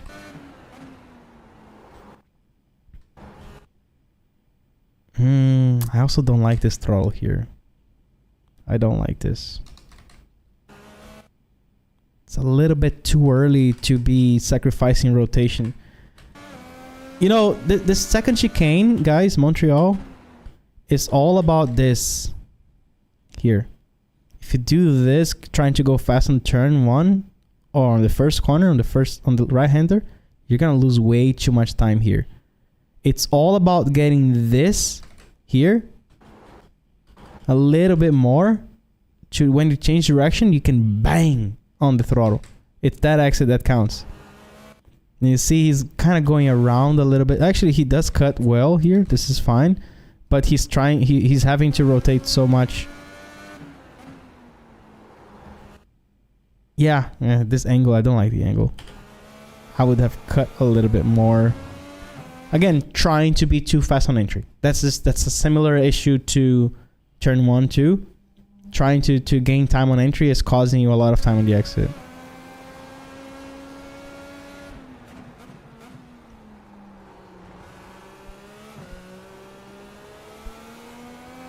This one was good. I would have to actually drive to find something there to tell you.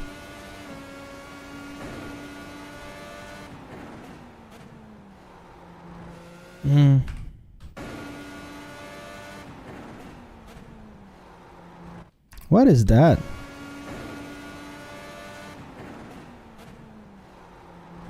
Your steering is like this, huh? Tricky corner.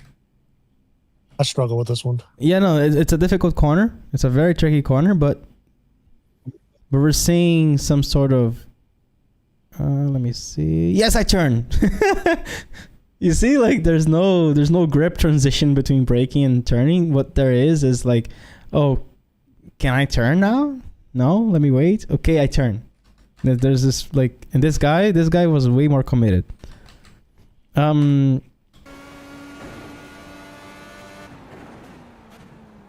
Yeah, I think maybe he turned in a little bit too early, and then you had to wait.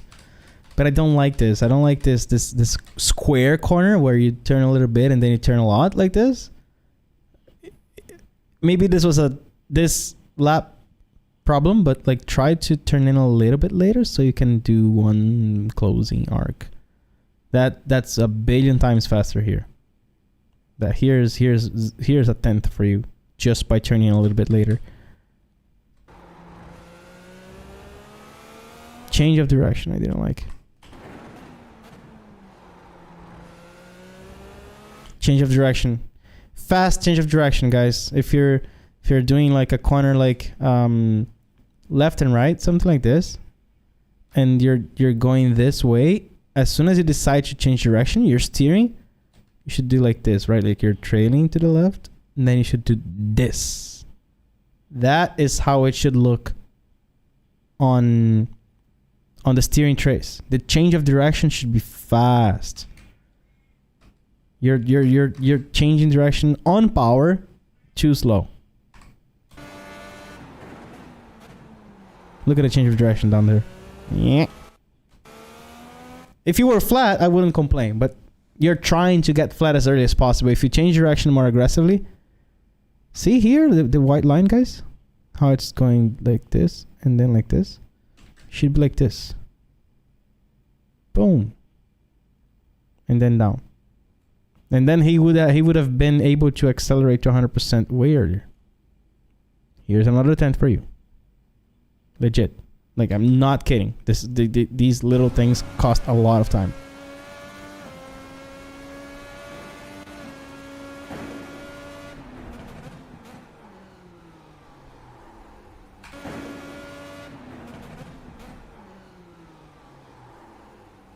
This is setup. I don't like the setup. This car is too tight. You just need to add more rotation. My driving tip for you here is, soften the front ARB, lower the brake bias, add rake, stuff like that. Add more front grip. Setup course, man. Setup course. Hashtag soon.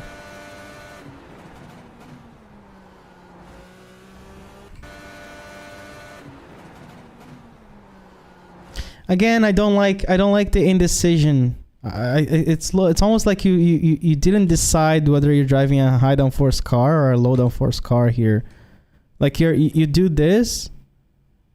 I mean, your braking trace looks nice. Like it looks correct. You have the release because of downforce. You have the release because you're turning different steepnesses. Great. But your steering it's undecided. It's like it's something like this, and then suddenly it goes too much. Your steering is in a high downforce car, especially on a high speed like that. Like this is not a hairpin. This is a fast corner. I would do this.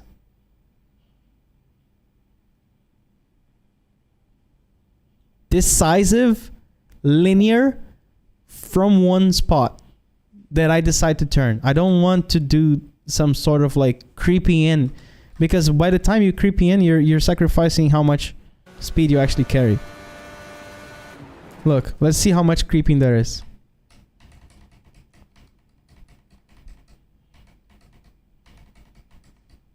Creeping, creeping, creeping, creeping, creeping, creeping, creeping, creeping, up to around here. Yeah. Then the steering actually starts loading a little bit more. There's even a little bit of waiting because it started turning in too early. So this is what I call creeping. Like when you have a corner like this, and this is like a straight line under braking. And then instead of braking on a straight line and waiting until you turn, you start kind of like drifting in a little bit too early without actually being on the limit, without actually pulling the car. This is what we call creeping. It's very common in people who are afraid of the corner. If you're afraid of the corner, you're going to creep in the corner. And you're going to lose time because now it's almost like there's no difference between the track limit being here and here. It's almost like your track is like this. The fuck? Like this.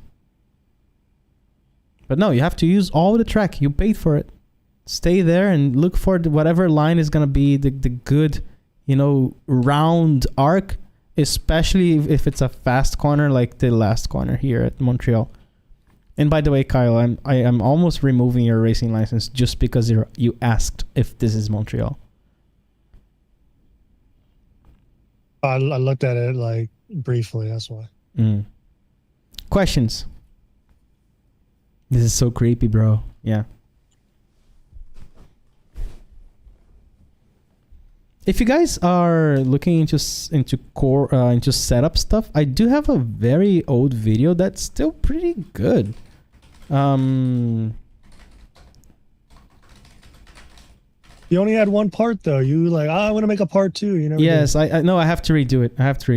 It's difficult when you're traveling absolutely all the time and doing a lot of stuff. But this video here is super useful. It's a live stream where we did 2 years ago, explaining the basics of a bunch of stuff: wing, front bar, rear bar. We talked about rake. We talked about spring rate and other stuff like that. So make sure you watch it if you want to learn a little bit about setup. How much of driver techniques should be unconscious? All of it. But you create the right subconscious technique by being conscious about it first. That's the way to do it. Do I learn? I mean, do I learn how to speak a language subconsciously? Yeah, kind of when you're a baby, but like then you're doing grammar, you're actually like studying, language, and then if you're learning a second language, you're gonna deliberately learn using the right process. But even if you do that deliberate process, after a while, you're gonna be able to, talk freely in whatever language you learned subconsciously. So it's kind of the same thing. It's just like learning a language. Is that the reason why good drivers can drive at the limit for so long? Because most of it is unconscious effort? Yes.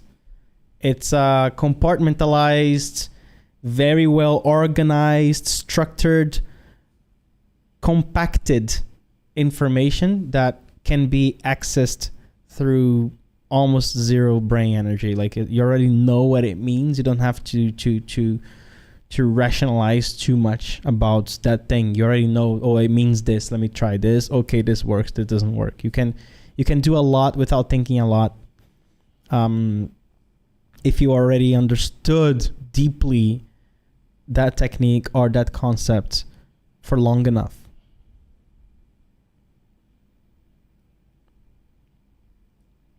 Mastery is about unconscious competence. Yes. But you still need to be conscious about your competence sometimes if you want to polish it a little bit. All right. What do we have next? How long have we been here? I got one. You ready? Post it in chat. What is it? Oh my God. Is this serious? Scroll down. Scroll down. Oh, is that the right one? Yeah, there you go. The YouTube video. Let's go, Peter. Let's go. Obviously, I'm not going to be able to go through all of it. But let me see what he said. What did he say? He says, oh no, what does he have right now? I don't know what his time is, but it might be like him being a bronze looking for silver or gold or something like that. I don't know. No, there's no commentary. All right, guys. If you don't know what this is, we'll see the lap time. What does it say lap time on his screen? At the bottom anywhere? So bronze is 920. He did. I don't know if I'm gonna be able to see it. It's very low quality. It's going to be kind of hard to find a good quality one for this one because it's the wets and people need to turn down graphics for it. No, it's just the recording. I cannot see it. It looks like a 929 or 919. 929. It might be. It could be. It might be a 9. Let me see if he's a bronze student. Let me see. You guys know what this is? For those of you watching on Twitch, on YouTube, he is a bronze. Mm-hmm. Sorry. Yeah, so for those watching on Twitch and on YouTube, this is our last challenge of the course, of the academy. It's a fully wet lap at the Nordschleife with the FF1600.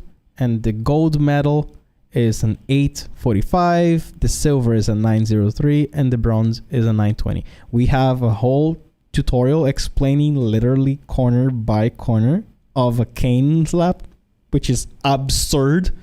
Like the lap that he did is insane. I think how far is the gold off Kane's lap? Not off too much. Not off too much, but I think it's like 5 seconds or something.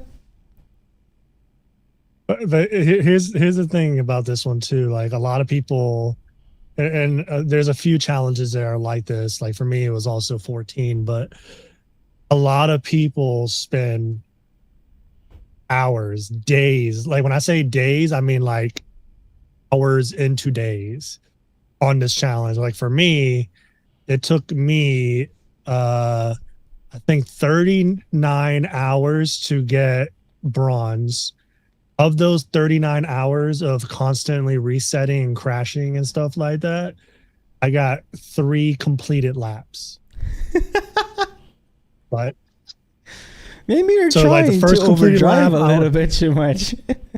Probably, but no, like the first completed lap, I was like 6 seconds off. And then the second completed lap, which was like 12 hours of trying later, I was like 920.4 and I was pissed off of it. And then the third completed one, I was 920.1. And then I finally got a 919. Oh my God. Yeah. Anyways, it was torture. This is our last challenge, challenge 20. Let's take a look at it.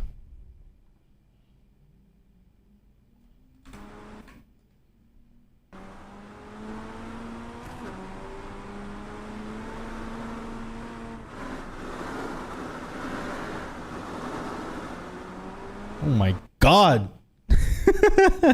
literally the first corner, you're already risking your life, bro. Like there's 230 corners in this track. As you're doing this, what's worse about this challenge is that you need to do an entire outlap before you can actually start it. Oh, that is true. And as you're doing this, I'll show you where most people crash. Like,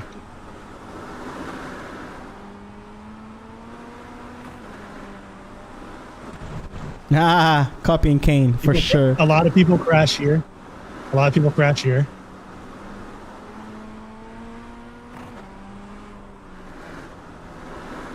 Well, technically, yeah, everyone crashes everywhere. Yeah. But there's like key moments, like righteous moments that you have to survive. Going up this into the double right, a lot of people die here. Like they lose it here or at the top of this hill. And then they'll also lose it here on this right-hander. And then they'll lose their rear coming right here. Those are the big death zones. You're just talking about all the places that you crashed a billion times. No, like even videos of Boz dying here too, and Ian and stuff like that. Dying here as well, right here. Ironically, this corner right here, not a lot of people die here. Yeah, because it's a crest, so the water doesn't puddle up that much.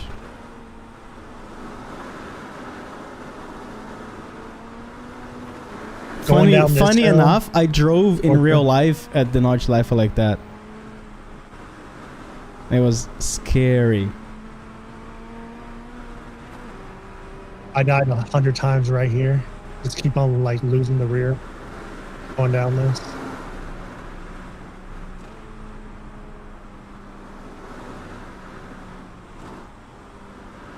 It was pretty fine. Sometimes, like when you first learn this, you go wide sometimes, but this part right here is not too bad. Yeah, you have to be really gentle with the throttle.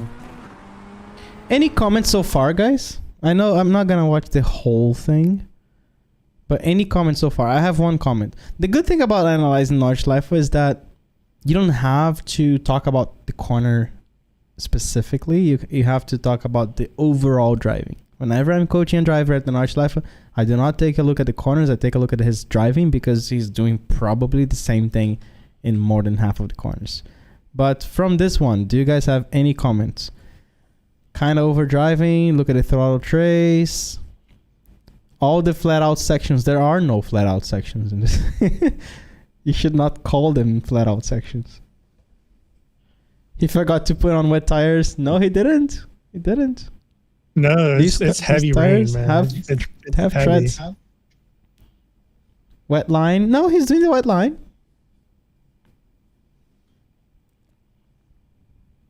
He is kind of the fact that he's babying it too much, I think. Like with the throttle and everything could be causing some oversteer that he shouldn't have.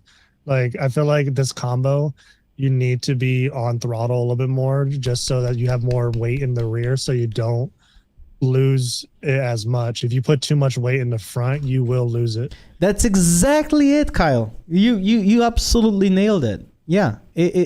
I feel like I can smell fear in this driving on the places where the fear is probably increasing the probability of a spin.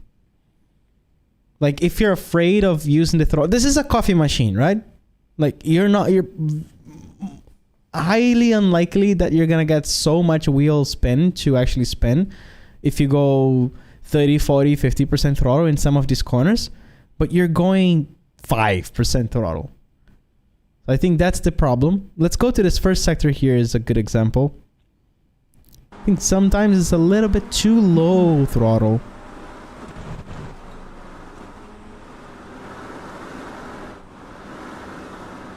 Like this area here, right here.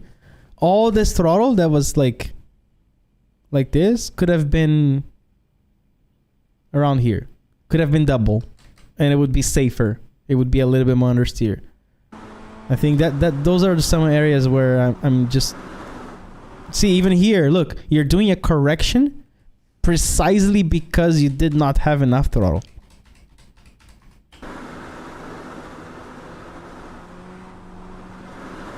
See, that little oversteer there probably wouldn't have happened.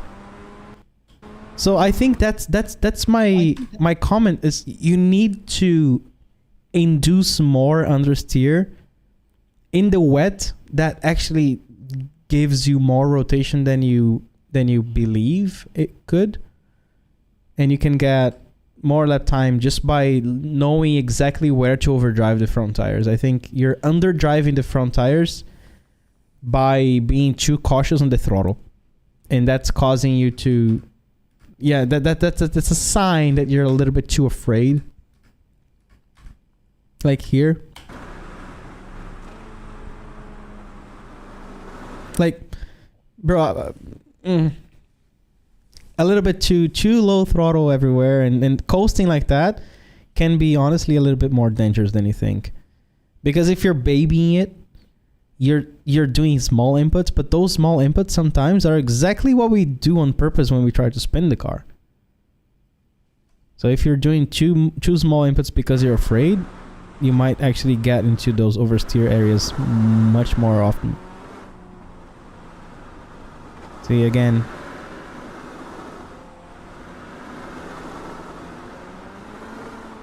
And then you finally decide to accelerate. All this area here, I think you could have had more throttle everywhere. Force. You need to a safe lap here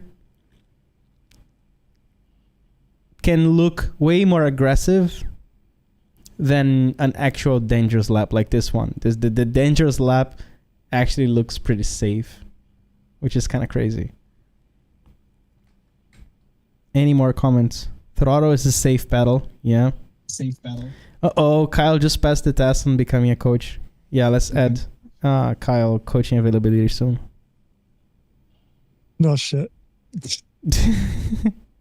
Honestly, you could. Ain't nobody got time for that. If there's people interested, man, you should offer it. You're actually very good at taking notes. I do. It's called learning parties. Learning parties. There you go. Exactly. Full wet North slap. You're scared, bro? Exactly. Are engines better than front engines? Not really. I don't think it matters that much. Again, it's more weight in the front, right? Yeah, but that's a static weight. The weight that we actually have on the car depends on your pedal state.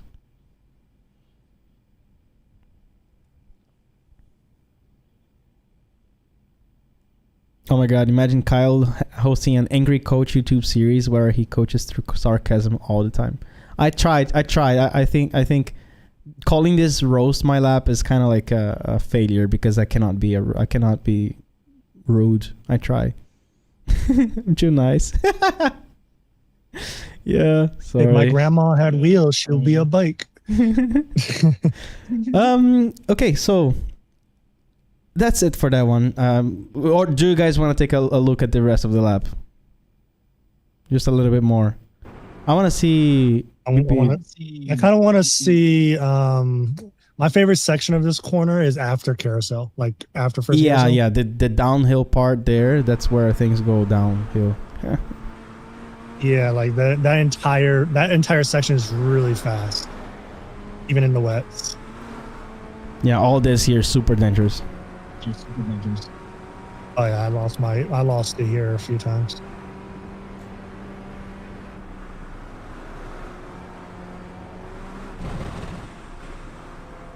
Ooh. Gross. I don't know, man. This 10% throttle is dangerous. A lot of that should have been flat out. Gotta be careful right here. You can't lose the. He added a little bit more there. Wide. That was good. When he turned the steering, he added more. It's when you brake late and then make it wide. Oh, I turned more, accelerate more. Come on. There's time. There's time. And it's safer.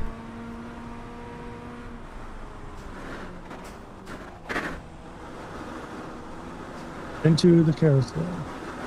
All right, here's my favorite part. Let's see it. Yeah, that's super dangerous here.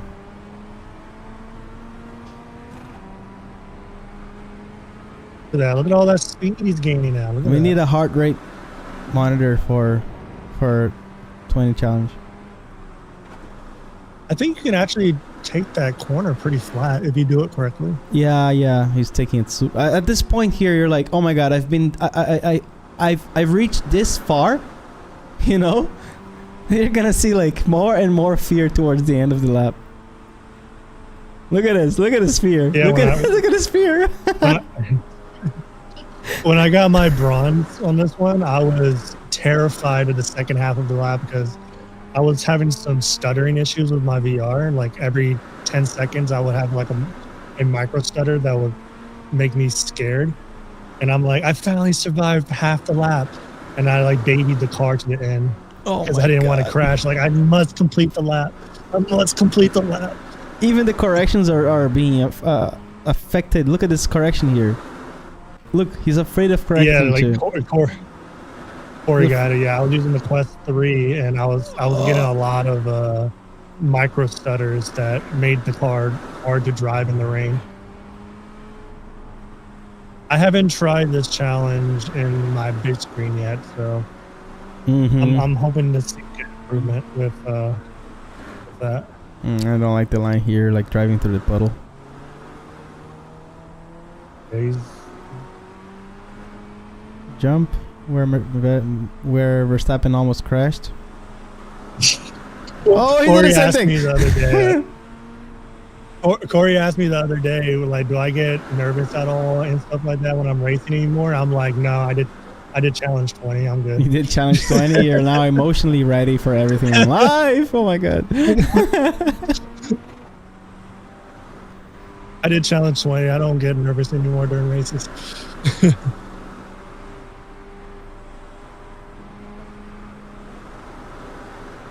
I'm so afraid. You know, this is one of the reasons, guys, that I actually do not take rides as a passenger, as a coach in real life anymore. Like, you'll die. I've been in incidents and crashes where it's just out of my control, and a lot of these crashes were caused by people being afraid. Literally. So they're afraid of correcting something. It was in the rain like that, and then they do nothing. They're like, oh, if I do nothing, nothing bad's gonna happen. But it's the complete opposite. Like, you have to do more stuff to stay safe in the rain. But yes, here, like this lap kind of gives me a little bit of PTSD, because that's precisely the kind of attitude that makes you that puts you in a more dangerous situation. Driving the rain requires active balance management. You have to know what you're trying to do with the car at all times. If you're right in the middle, like you're like, oh, I'm afraid I'm gonna be a little bit on throttle, a little bit on brakes, a little bit on throttle, like this fear area, even on the steering, is like everything is around this area here. You're becoming a passenger of whatever may happen. You should be more active if you want to drive in the rain safely. It's your responsibility. You're the driver.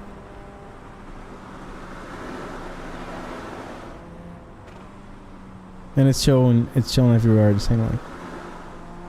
Yeah, there you go. That's the challenge 20 for you. Feel free to try it.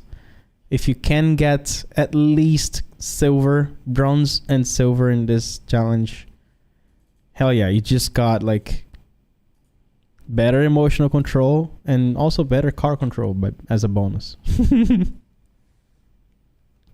So what I did for you was a lot of the good candidates for you to review. I went ahead and marked it as to be reviewed, so it should be easier to find some, including some of the ones that you have to redo because of the things. So.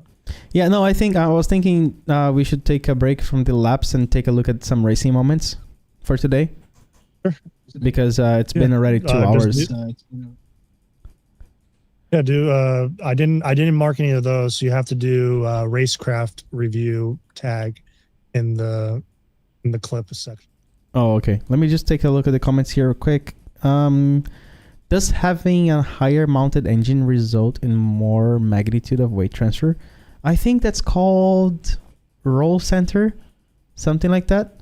It's bad. Like when I have like things higher up, then there's more tendency for the car to want to roll around its axis, something like that. It's something that I'm not too familiar with, but it's more about building the car. It's not like we as drivers have to know where to place the engine. I want Suelo to load up the challenge and show us a practical demo. I want to do that. Honestly, I want to do that.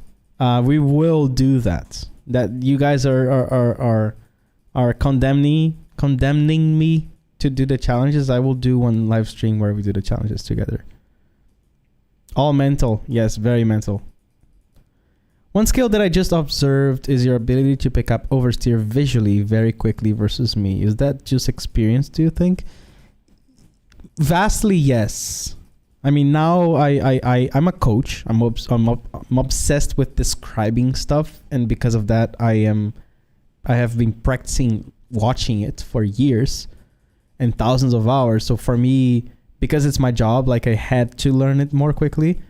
But it's something that you pick up more and more and more. So like one thing that I like to explain to people is that, like, you know, the rotation that I can pick up is the correlation between the movement of the steering and the movement to the left or to the right of the world itself.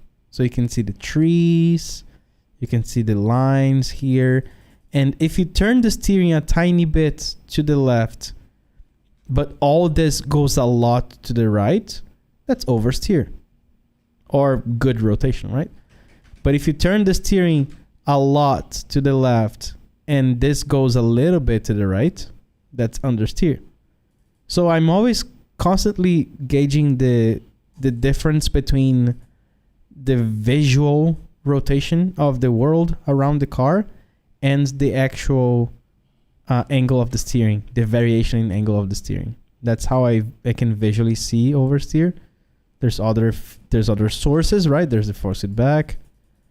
There's a sound. Sound is not the best. Sound is just a little cheat in iRacing, but in real life you rarely actually hear the sound.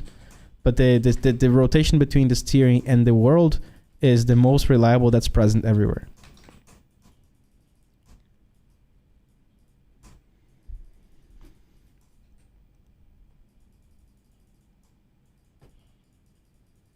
Giving more energy to the car so the car can't go anywhere than his line. Yes, that's more about the responsibility thing that I was talking about.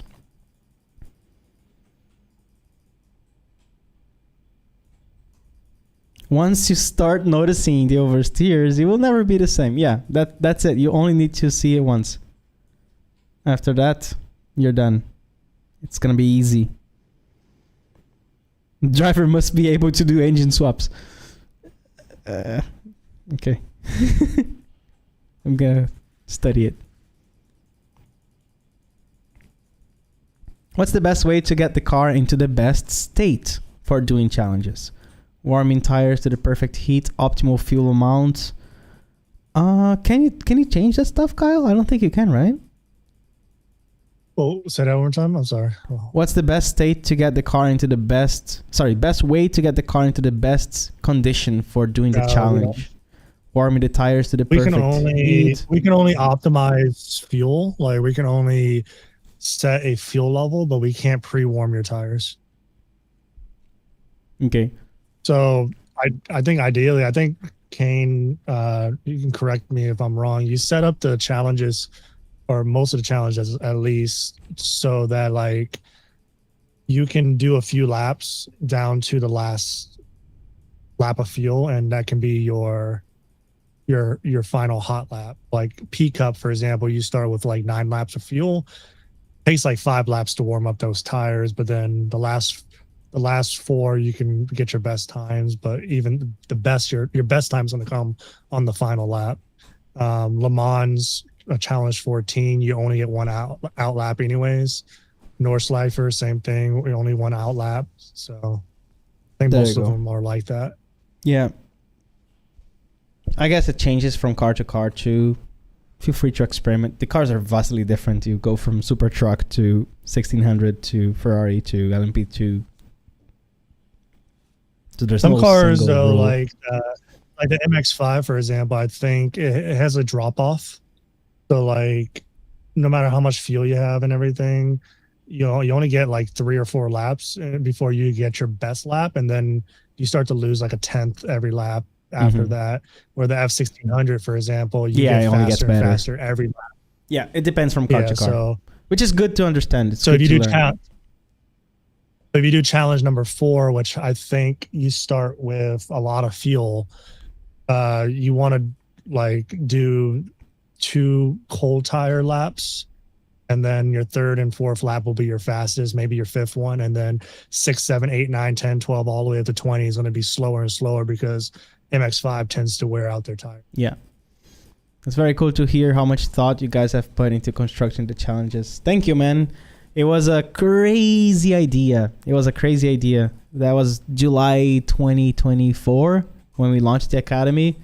I just remembered I was actually doing a review for Gran Turismo on YouTube, and I had to do the missions and the license stuff. And I realized that the licenses were very basic, but the first one was like hard braking, then slalom, stuff like that. That was supposed to help you improve your driving for the races.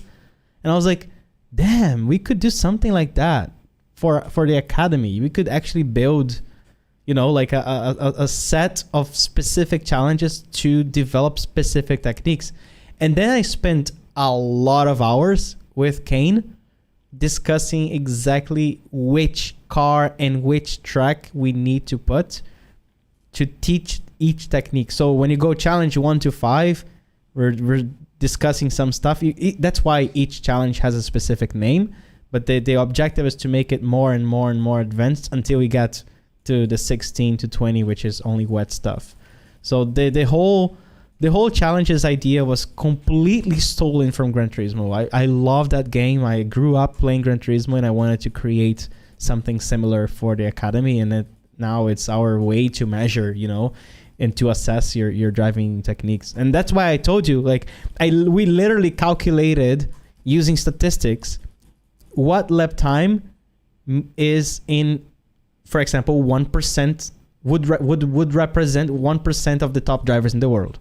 So the lap times that we put on gold are not, we didn't have let's guess this number. No. It's the number that represents being in the top 1% in the world.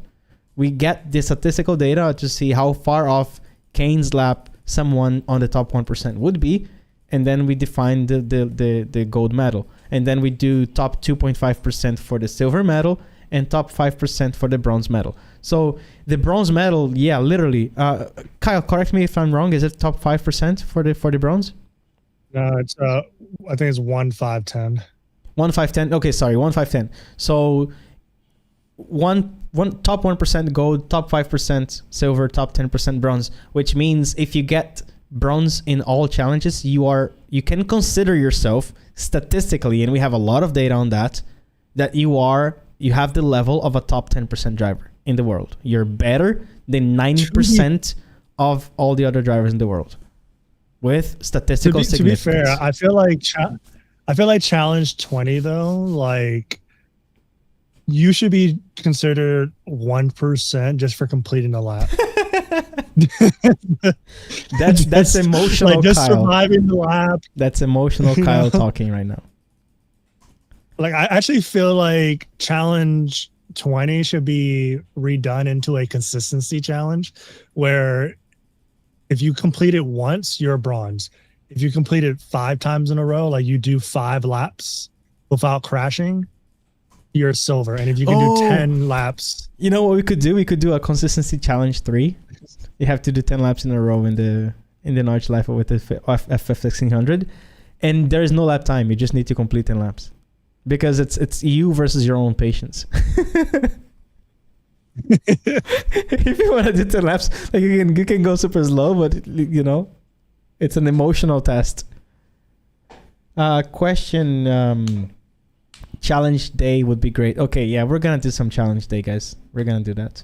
Can we do all the challenges with only the basic iRacing? No, we had to choose some paid cars because they are extremely popular and because you need to get good in them to, you know, satisfy the technical objective of that specific challenge. So we have some paid tracks and some paid cars, but we tried to limit them as much as possible, and we also chose the most popular that you will for sure use at some point in your racing career.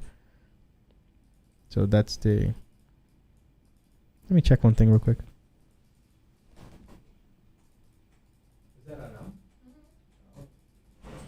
My girlfriend is clicking like crazy, and I'm like, oh, she's for sure playing League of Legends.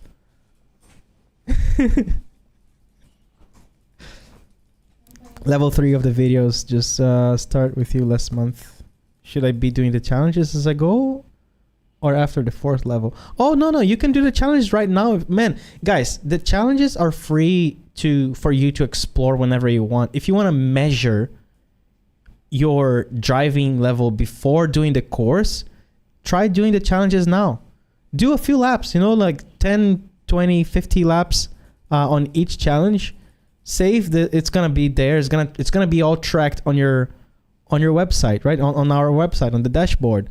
So you can have that, take a screenshot and like, okay, this is my performance before taking the courses. And then, you know, spend 1-2 months in the courses, doing the leagues and like trying to learn. Then you can say, okay, now, you know what? I'm going to try the challenges again. And then you can measure the difference. You can actually see how much better you got. So you can use the challenges not as something to test you, but as something to represent your current state. So there's no problem. Like, do the challenges before you do the courses. There's no problem in that. Yeah, I think there's a misconception that like it's like the challenges must be done. There's something to learn from and stuff like that. I mean, like, yeah, you can learn from them, but they're more of a benchmark on your performance than they are a actual test. And eventually, like everybody who has enough commitment will eventually get to bronze, silver, gold. And there's a reason why like top 10% is considered top 10%. Like if you're just an average, below average driver and you never did our courses and stuff like that, you're not gonna get it. You know, maybe we should change the name to benchmarks instead of challenges, because maybe challenges is intimidating. It's not as like, no, quizzes doesn't make sense either. No, it doesn't work. All right, let's take a look at some moments here, guys. Racing moments. How do we find them though? Because it's not tagged, right? Racecraft review. Racecraft. Okay, good. Okay, nice. We have a lot of stuff. Good. Or a farm pass, unplanned. If it's unplanned, is it valid though? We all get lucky. Let's take a look at this. He's not gold though. He's not gold. You can't review his shit. Oh, he's not gold. Sorry. Wow. I've been roasting this one guy all day because he's not gold. Or is he? Yeah, he is. Bro. It didn't update. It was gray. It was gray. Okay, his name is Gray Effect. So. Look at that, bro. Like paywall. Okay. Let's take a look at it. I've been roasting Jay for like an hour, telling him that he can't do it because he's not a gold member.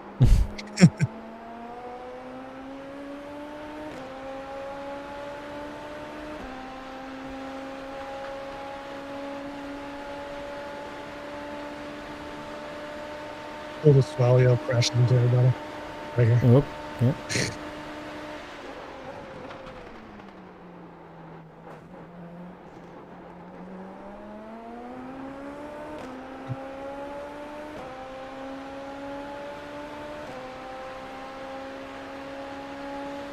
I don't think you need telemetry for the racecraft review, right? No, not really. I mean, if it's super detailed, yes. I wonder if we're watching the right part of the video. Because he sent me a... You have to go to 8:05, so this is just 8 minutes of us watching it. Yeah, we were past that. Okay. I thought the link had the time in it. All right, that's the moment.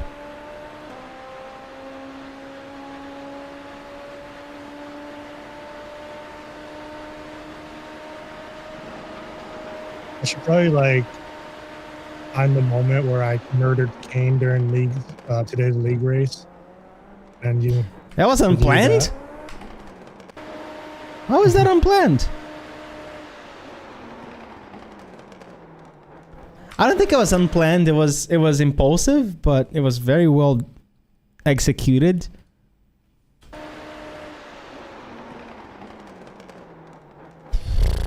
Kimi Antonelli style, honestly. That was good, man. That was a very, very... You put yourself at the risk of not stopping there, but you stopped so well. And for sure, see, there's a psychological effect on pulling to the right so fast here before braking. You really scare off people. And at this point, if I'm here, I'm like, I'm just watching. I'm expecting you to go off, right? If you don't go off, kudos, good job. But this guy cannot do anything at this point. And he did a good job not blocking, not doing anything. He expected you to not pass. He was doing some kind of like, okay, he did a very good job staying here until the last minute. I mean, it was actually technically not the last minute. He could have stayed even later and braked diagonally to the outside. That's what Max Verstappen would do. But he went a little bit earlier, but because he was seeking something we all seek, right? He was seeking comfort here. He wanted to bring the car before to be able to line up his braking and actually brake on a straight line. And then he did that early enough for you to have your unplanned move. And it worked out for you very well. It's a little bit of a high risk, but good job. Nothing to say about it. Good job. Good job. Comments.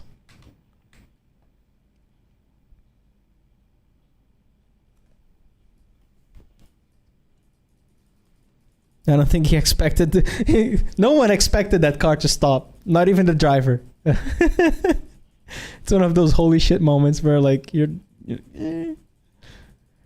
Is diagonal braking illegal?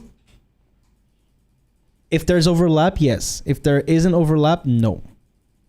If there's overlap before, but you brake too early, yes. If there's overlap, if there's no overlap, and you brake late, meaning like you don't cause the overlap to happen because you started braking, no, not illegal. It depends on your responsibility level. If suddenly you put yourself in a situation where you are going to crash, and it was your action that caused it to happen, then it's your fault.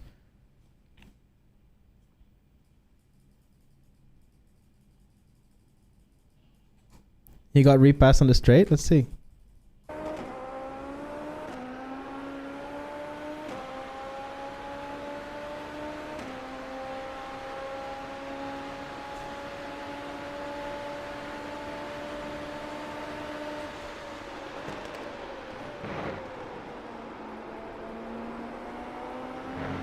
Yeah, long straight. Lots of draft. Doesn't seem like we have that much dirty air in this.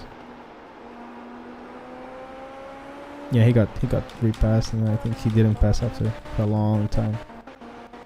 Oh my god, that's a long race. Super Formula, yeah. So they're probably doing sprint and level racing. Oh, let's see this. Kind of fun. I'm entertained.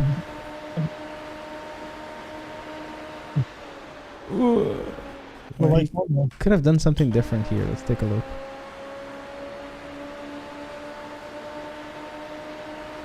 He pulled out of the draft a little bit too early.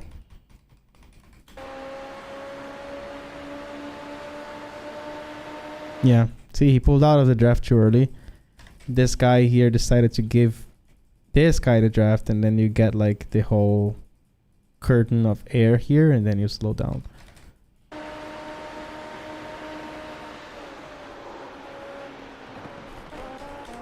Nothing for a while. I'm invested in this race now. Oh. Oh. Lock the rear. Downshifting. He probably got. I think he got scared of the blinker. The guy in front of him. Reverse. You'll see that as a blinker.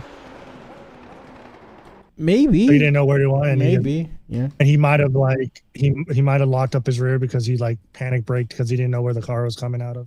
Maybe, but I think that well, technically the cause was just the actual downshift, rear locking. All right, is this a racecraft review? SF. Yeah, I did. Reviewed now. No, this is driving. This is just driving. Why? There's a lot of people putting actual driving in the racecraft review. We need to maybe change this to wheel or something, like racing moments. I guess some people don't understand what racecraft is. Yeah, no, I know it's very normal to think that racecraft means driving technique instead of like actual like wheel-to-wheel stuff. All right, let's take a look at this one. Who's who here? I don't know who are you. I am the red and white Ferrari. Finally at the skill level to execute a planned pass over several turns, optimizing lines, not top split, but working the ARA plan to improve. With that, the gold car left me way too much space and I took it, leaving him a car's width inside. He backed out due to poor positioning. I guess there's gonna be some contact. Let's take a look at it.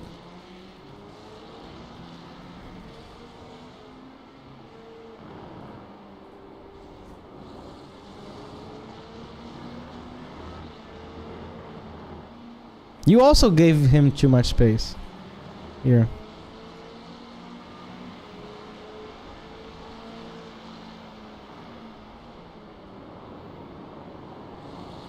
Then this one was good.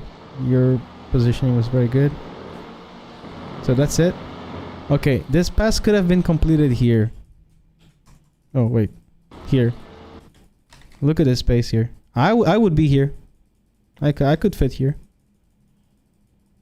I would go from here, and then the extra space here would already allow you to turn in and carry a little bit more speed, get the apex fully, and then with this extra amount of space he's giving you, you would have been kind of here at this point. And then here, you would have been probably here. And that's essentially pass completed. If he's being that cautious this way, then he would definitely not try to dive bomb being behind. He would be probably around here at this point, or here even, with the extra speed that he would have carried. So, but you did a very good job here though. I think this is textbook. Use all the track. He didn't. So this distance here is your advantage because the corner is to the left. And then from here, you really close that distance, which means you are doing a wider arc than him. And you can carry way more speed. And then on the exit, you just, chill. Good job. Good job. Good stuff. I have a moment for you to look at. Hold on. Let me find the right timestamp. Mm-hmm. All right, here you go. There, start. This happened today. I posted in chat. 3 wide into final corner at Navarra. The final two corners, actually. Who are you? Blue and black car. There's Kane right there, and then there's Ian Joyner. Okay. Gold. Kyle Diaz-Castro, and you know what? Anthony Ori right in there. So well done for him. And Kane Halliburton, getting all kinds of wide, sticking Joyner back, but that's going to let Kyle Diaz-Castro go up. And Anthony Ori sitting there watching all this race action going, there's nowhere for me to go, folks. They're going to go 3 wide again through the next corner. And yeah, Zoltan Zomatar right in there in that mix. We're coming around to complete lap 10. Yeah, and going, Diaz-Castro, go up. And Anthony Ori sitting there watching all this race action, going, "There's nowhere for me That's to kind of crazy though. This going 3 wide on this hairpin. Good job, guys. go, folks." You need to review You're gonna my go 3 wide entire again? Beautiful. Race 1. Like this is race 3. You should review the entire first race. It's just me and Ian, that the yellow car on the left, for literally 11 laps straight, side by side, every corner, passing each other. We were passing each other like every other corner, retaking the lead, and it's just it was just a crazy race. Is it this one? Kevin Eng, Jeremy Childers. I mean, if the list just goes on. They're yeah, all like, there. every- Very cool. Oh, big.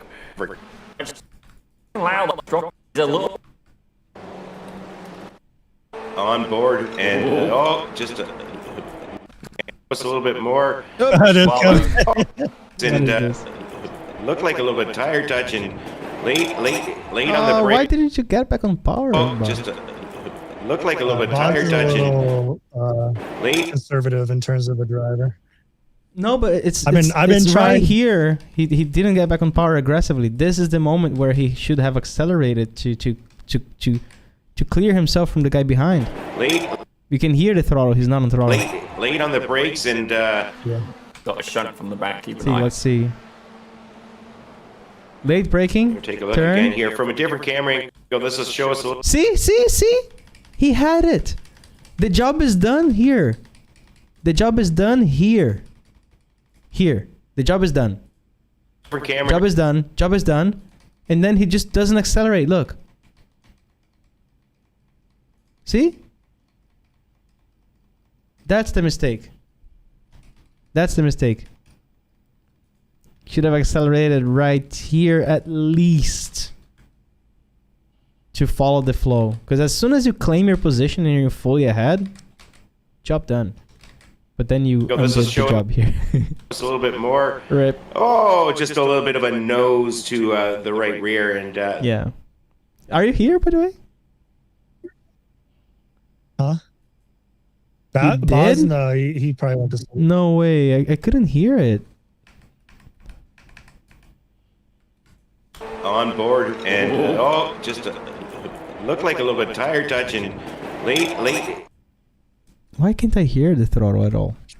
and just There he is. looked like a little bit tired Yeah, he said he was on the throttle, but I can't touch hear it. and late on the brakes and That's weird. It just felt like there was absolutely no flow with the other cars. They were really like Yeah, I think he braked extra because the car in front of him was a little slow compared to him, and he's like, okay, let me lift or brake a little bit more, and then he just didn't get on power as much. So that means it kind of created like an accordion effect. Yeah, no, for me, what really screamed to me was that I couldn't hear any kind of revs, even if there was like a differential spun up. Like we would hear the engine going, but I didn't hear any of that. That's why I thought, like, I assumed that you didn't get back on power there. Yeah. It was Next a fun one. race. Yeah, this is pretty cool. Like, if you guys want to save more of these moments from the league races for us to analyze the roast my racing there's part. literally like 50 moments in that one Exactly, video. I know. There's so much stuff here. but no Let me go. experience to Oh, yeah, let me- team you wanna racing. We roast- got this. You want to roast my move? Let Which me one? find it very quick. I think people are murdered just Kane. trying to feel each other out, Oh, looking okay. for when is the That's best good. opportunity to stay up with the lead pack. Who's taking Go to 118, 117.55. Castro not giving up. Diaz Castro looking like he's getting hungry. He's going up the inside. We got Lau on the outside. Castro looking like he's getting hungry. He's going up the inside. We got Lau have on the another outside. camera. We got Halliburton. Big net coat that looked like. I mean, they were 3 feet apart when Halliburton got spun. Diaz Castro up to the lead. That's going to cost Kevin Lau a few positions, unfortunately. And we'll take a look at the replay here, Zippy. Yeah, let's take a look here. You see Kevin Lau is right by that left rear corner, side by side, and that looked like Diaz Castro. Oh, Lau is The net code is so ugly though. right by that left rear corner, side by side, and that looked like Diaz. The fuck is this? Yeah, I mean, there was a little bit of a... Would you give me a 20-second penalty for this, though? I tried to avoid him, but it was kind of too late, but... I would give you a 20-second penalty for this here. Look at this distance. And then... side by... Look at this. Let me take a look again. There's bumps there. Yeah, let's take a look here. You see Kevin Lau is right by that left rear corner. Side by... Okay, like 10-second penalty. Go back a little bit. Like, there's a bump right there. Yeah, let's take a look here. You see Kevin Lau is right here. No, the bump was not the that problem. Bump upsets the car. No, you fixed the problem already. That's before braking. Left rear corner. Now you're gonna start braking. Why are you fucking using the bump as an excuse? The bump was like 5 seconds before. We'll take a look at the replay here, Zippy. Yeah, let's take a look here. You see Kevin Bump. Lau is right Nothing. by that left rear corner. Brake. Look at that. Eternity. Side by... But I'm gonna say Kane. He did drift to the right a little bit. Kane crept a little bit to the right. So, yeah. So is it like, my fault though? You know what? One thing you can always judge if you see, like, look at the distance between you two here, the extreme cars, and see if the distance is, yeah, let's take a still look here. similar. You see Kevin Lau is right by that left rear corner. Side... You closed a little bit to the right. He closed a little bit to the sorry, you closed to the left. He closed to the right. I think you closed more to the left than he did to the right, though. So it's still kind of. I didn't turn left. The world turned right. Okay. Yeah, exactly. Well, in this case, it was just Kane. Anyways, by side and good stuff. Let's take one more moment here, real quick. Do you have racecraft stuff? SE46 races. That's some real life racecraft here. Let's take a look at it. Amazing start. Pick down. 24 minutes for free. Ton of spaces. Not of guess. It's a 24-minute video though. Yeah, let's skip to this race start here.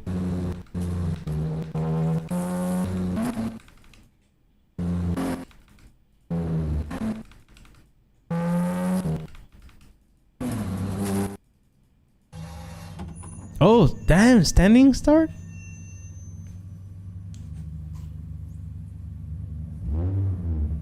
Little drone?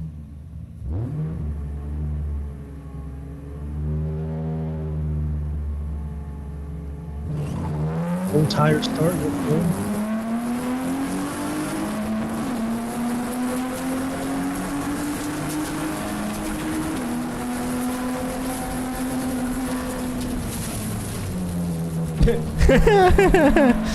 I was looking. I don't hear the tires squealing. Yeah, I was looking. You cannot hear any. That's why I said, like, don't trust iRacing sound tires as something you can use in real life. I look at this guy and he looked like he had balls, man. I was like, this dude is gonna do well, and then he understeers into Japan. Good job. Matthew said that guy was the guy that actually built his car, and he's fast as shit. He said he got pushed out.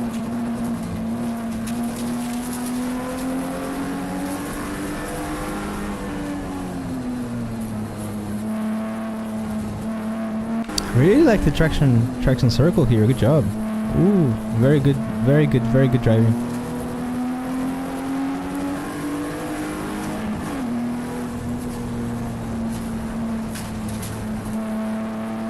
Nice. Good driving, man. He's a bronze student. This is a bronze student doing real world stuff.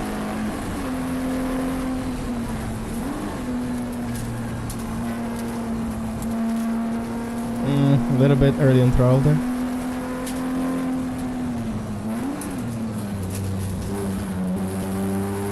That was good. Sorry, I'm taking a look at the driving now. Your car is underpowered, bro.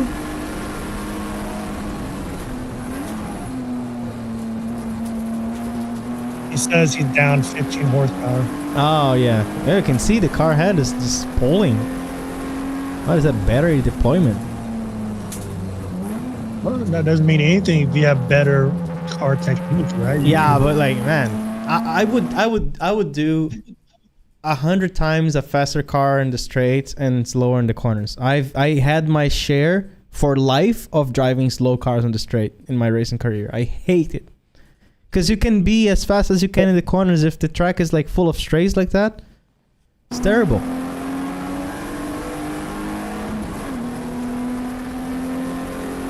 He says at one point he'll buy a bolt-out motor. Nice. He's on budget racing, bro. Yeah. He's driving a Mira Cup.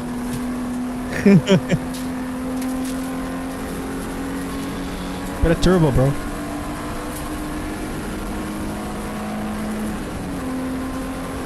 Okay, let's take a look at some close racing here.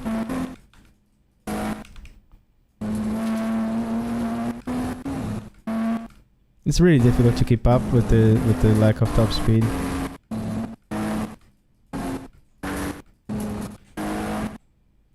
Yeah, they're kind of opening up now. Oh, we got passed by someone.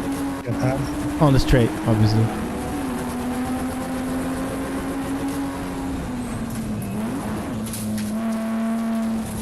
Let's go back 3 corners.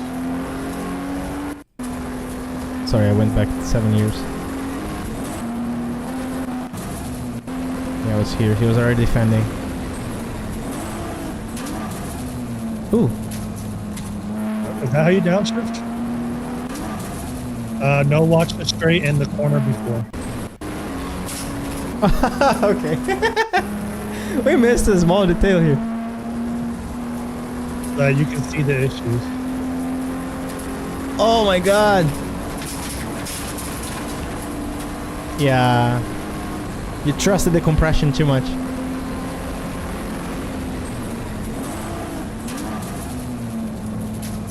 Was that a proper downshift or was it just... He says the front left was trying to fall off. Oh my god.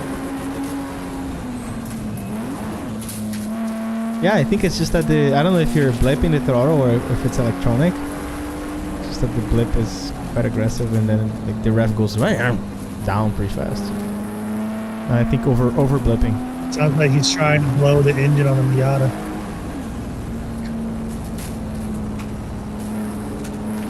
He says he's not blipping right. No, yeah, okay, yeah. It's blipping too much, I think. He says, do you notice the wobble? A little bit, yeah. Yeah. Yeah, you can see a little bit of wobble. He says on the right-handers. Yeah. Even before when he started like just turning 1, 2, 3 degrees, you can see, yeah, right now on the exits where it's like loaded a little bit to the left, but not so much. You can see the wobbles are pretty intense. Well, obviously the solution to your problem is to take more left turns. Yeah, exactly. Yeah. Good stuff, man. Then he said he ran out of gas. Let's see.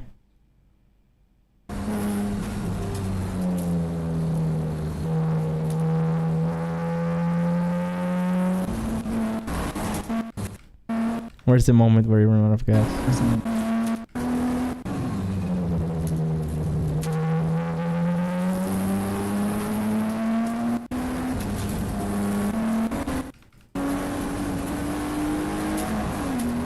Oh, okay, the video cuts. Okay. Oh, good. Yeah, that was fun. No, good racecraft in the beginning. Like you would do well with, you know, a left front and 15 horsepower more. Super fun. Good stuff. All right, guys. This was fun. Is there any way we can improve these reviews? Let us know. Like we can discuss that. We're gonna edit them out and make them little videos and post it on YouTube. And yeah, it's been 3 hours and a little bit, so it was pretty good, pretty fun. We still we actually had a lot of people for these 3 hours. I expected you guys to get tired very quickly, but no. Thank you for staying with us. Yeah, they started falling off like 20 minutes ago. Yeah, no, that could be a lot of the EU people. A lot of the EU people are probably starting to fall asleep right now. Yeah, it's 2 a.m. for me now.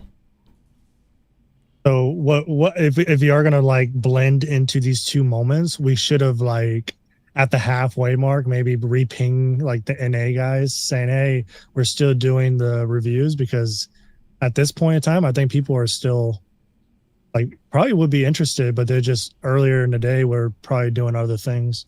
That is true. Yeah, we can tag NA like, hey guys, like your slots are open. Come in. Oh yeah, definitely. No. We have people from lower splits to post their racecraft from the league since they don't get broadcasted. So have split 2 and 3 in the racing league, record their moments and post it so we can roast their terrible decision makings and show them why they're in split 2 and not 1. There you go. Yeah, we should review some more stuff. I think there's plenty of racecraft stuff for us to take a look at from the league itself, from the actual broadcast itself. So yeah, we can think about that for the next one. It'll be interesting to have like some students who are interested in potentially become broadcasters themselves. Like they end up like volunteering to be broadcasters for the academy to do split 2 and 3. That would be pretty fun. Yeah, we can ask if there's someone who would like to try it. Imagine the next F1 broadcasters actually created in the Omega Racing Academy. Cool. Well, and then we'll have a coaching academy where you start training up coaches to replace you because you're getting too old and shit. Give me another 15 years, bro. I still have a lot. To coach. I've done I think I'm approaching 5,000 hours of coaching. I've been doing a lot. I mean, not as much as COVID. COVID was insane, 35 to 40 hours a week. But right now, you know, if you take the editing and managing the academy itself, it's plenty of hours every day still. And we're gonna get to 15K. We're gonna get to 15K hours of coaching before I die. Let's do it. Brian's like, I think Kyle is ready to coach. He'll volunteer. I'm like, okay, if I'm going to start at all doing any kind of coaching at all, I would need to be like shadowed by a real coach just to make sure I'm not. I mean, you got. I think it's great if there's someone who wants to practice coaching. Like, you know, yes, I do select the coaches who charge. But if you want to do some sort of like, you know, community coaching, community clinic where you want to practice your coaching and taking a look at other people's driving, I believe it does make you a better driver. That's how Connor became so good too. He really, like, by coaching, he improved his driving dramatically. It was the same for me. And I'm not sure about Kane because he was already God level before he was born. But it's a good thing if you guys want to practice coaching. And I was telling Ian that like Ian Joyner are he's almost a 7,000 rated driver in our academy. I'm like, Ian should probably like start learning how to potentially become a coach, because he has obviously the skill level to do it. He just needs to practice to analyze other people's driving and be able to throw methods in there. And that's why like he's been my mentor for the last few weeks. He's been helping me learn some of the F1600 that I've been struggling with, and it's been helping. But yeah, like that's pretty cool. That's pretty cool. Do you have any plans on teaching sponsorship? Yes, I have a lot of plans. I would like to teach a lot of stuff, but my plan right now is to do the best job I can do inside the Almeida Racing Academy. Anything that I can create that's outside coaching would take my energy from coaching.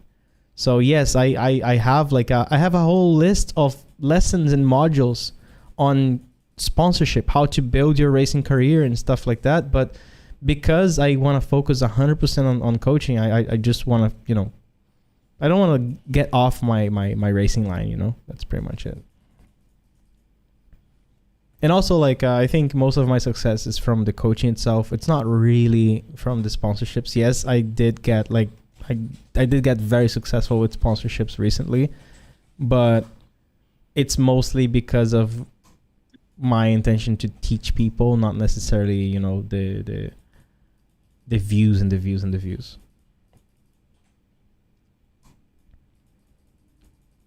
Was considering joining the academy, but wasn't sure if I will be able to participate due to my time zone. Bro, there is no time zone. I'm in Dubai.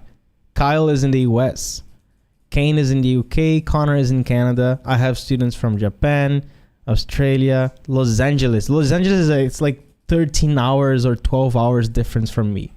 And we have people like active on the Discord all the time. The challenges are timeless. The course lessons are timeless. Yes, there is some special events, specific events, but we have the NA time zone and the Europe time zone.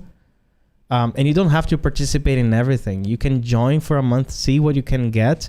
And like right now, just by taking the challenges and the courses, it's already going to change completely the way you drive.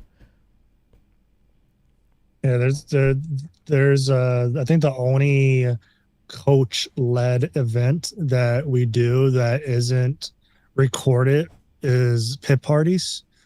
And then we obviously have the league race, but that's a specific time as well. But we have workshops; those are recorded. I post that on the website for you guys. And then obviously you have all the courses and the trials and the weekly challenge and all that. So like 90% of the content that we have available are yeah, like Mediocre is talking, like league race is just one aspect of the thing. And actually I think Steven is starting a new league race for people who and with weird time zones.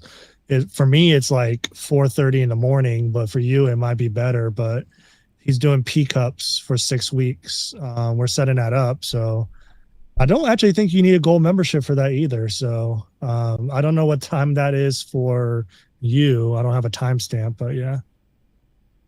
There you go. Well, for me, it is 2:11 a.m. And I told Dasha I was going to be streaming until 1 a.m. But it's 11 a.m. It's 2:12 right now. Oh, okay, I'm about to say. I should start telling Dasha that I should stream until 2 a.m. now. How hot is Dubai? Well, it's fun. Very hot. 50 degrees Celsius hot. Tell her this hot. is your livelihood. This is how you pay the bills. This is how I pay the bills. Exactly. No, that's why I said like next time I'm gonna determine that the live stream is gonna be 3 hours and we're gonna do 1 hour challenges, 1 hour laps, 1 hour race moments. That was pretty good. That was pretty fun today. Hope you guys enjoyed it. Yeah, 50 degrees Celsius for those who are American. It's not that cold here. What the fuck is a Celsius? Like, can you translate that into bald eagle temperatures? Hot as fuck. Okay, gotcha. How many eagles vibrating? I used to live in Death Valley when I was in the Marine Corps, and it used to get in Fahrenheit 120 to 130 degrees. So what is that? Divide that by half. So that's 65. Try to do the calculation in your head. Do it. The math. I don't know. The math is not melting. So it's like probably like 45. Thank you for your service. Like all you see is smoke coming out of my ears. Like you're putting your reputation Matthew at is risk. like, why do we smell like burning brains? I eat the crayons and everything. Hold on, I gotta Zippy tried to do live math. Didn't work.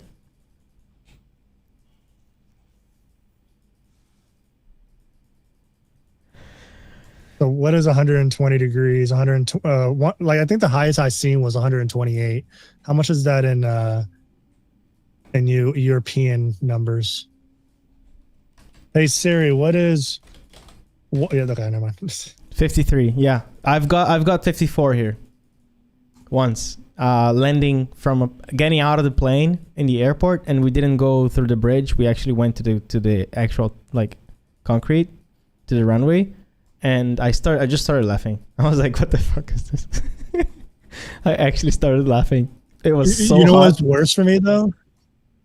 I have two things that was terrible about my experience. Is because one, I worked in a warehouse in the desert with no AC. That was number one. That's crazy. Number two, my car had broken AC, so I had to drive around with the windows down. So yeah, it's hot. In Dubai Autodrome, we actually don't race when it's too hot. Like during the summer, there are track days just for people who have like, you know, nice cars with AC, and you're just like, you're not actually sending it. But for races, we start racing in September and we end in March. And even when we do track days in the Dubai Autodrome, you're only gonna see Porsches, because all the other cars, they can't handle the heat. But the Porsches, amazing. They're totally fine in the heat. 41 degrees. Oh my God. Yeah, it looked like it, Matthew. It looked like you were racing in the desert. Like in actual Middle East desert. Oh, nice. Cool shirt. That's necessary.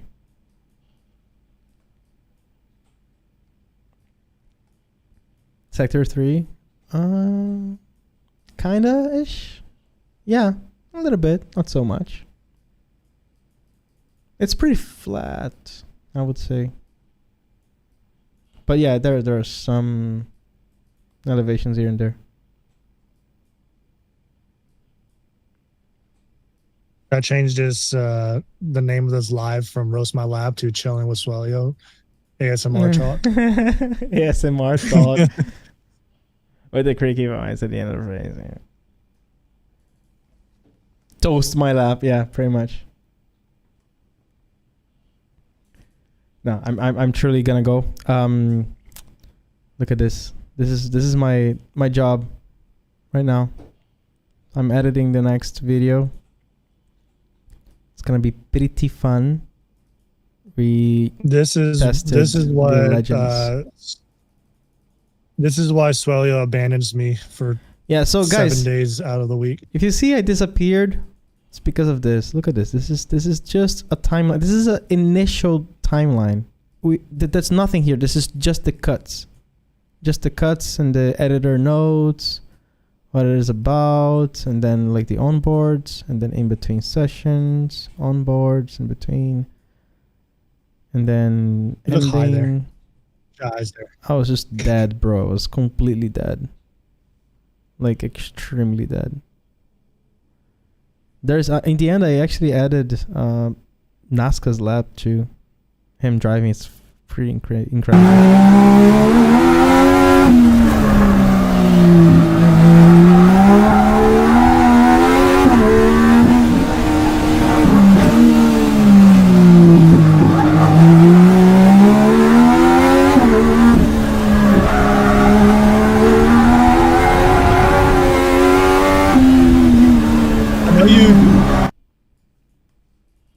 I know you joked, or you're not joking about like you saying you wanted to do something with Real Life Academy with the Legends car and stuff like that. Mm-hmm.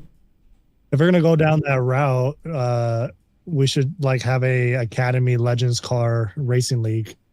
Oh yeah. For no. I'm actually like, this is serious. There are serious conversations going on right now about building a real life racing school with these cars.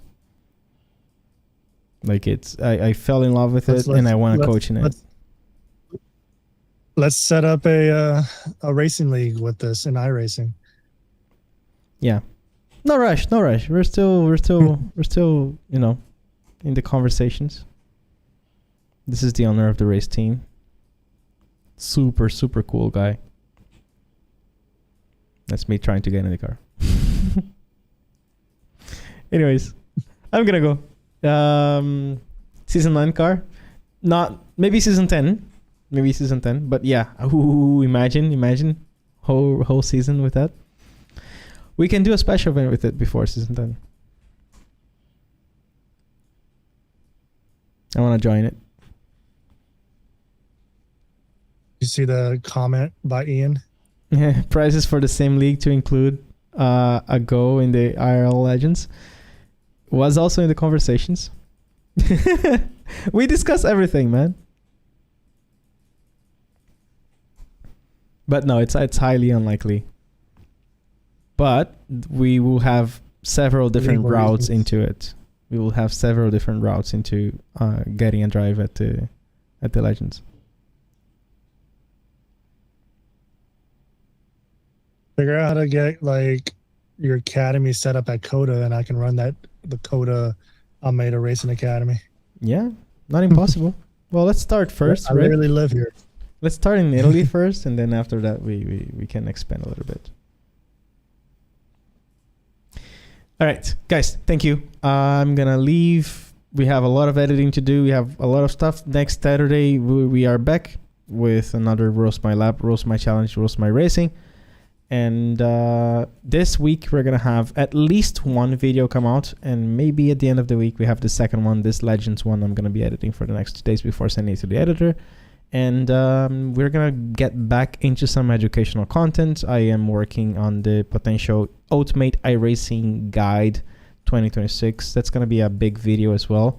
I'm gonna do my best to make it good as the 2023 one was. We have a new series that I'm working on, technique stuff as well for the YouTube. That's gonna be very well organized, a website. We're just working, man. Like more stuff is coming up. For now, thank you for the trust so far in our current offerings, in our current teachings. Enjoy the next few races. Have fun practicing, and I'll see you soon. Thank you, Kyle, for staying with me all this time. You make things I get paid happen. by the hour, so I'm good. You get paid by the hour, that's true. All right. I'm just kidding. I'm just kidding. Let's go. Thanks, guys. Bye-bye.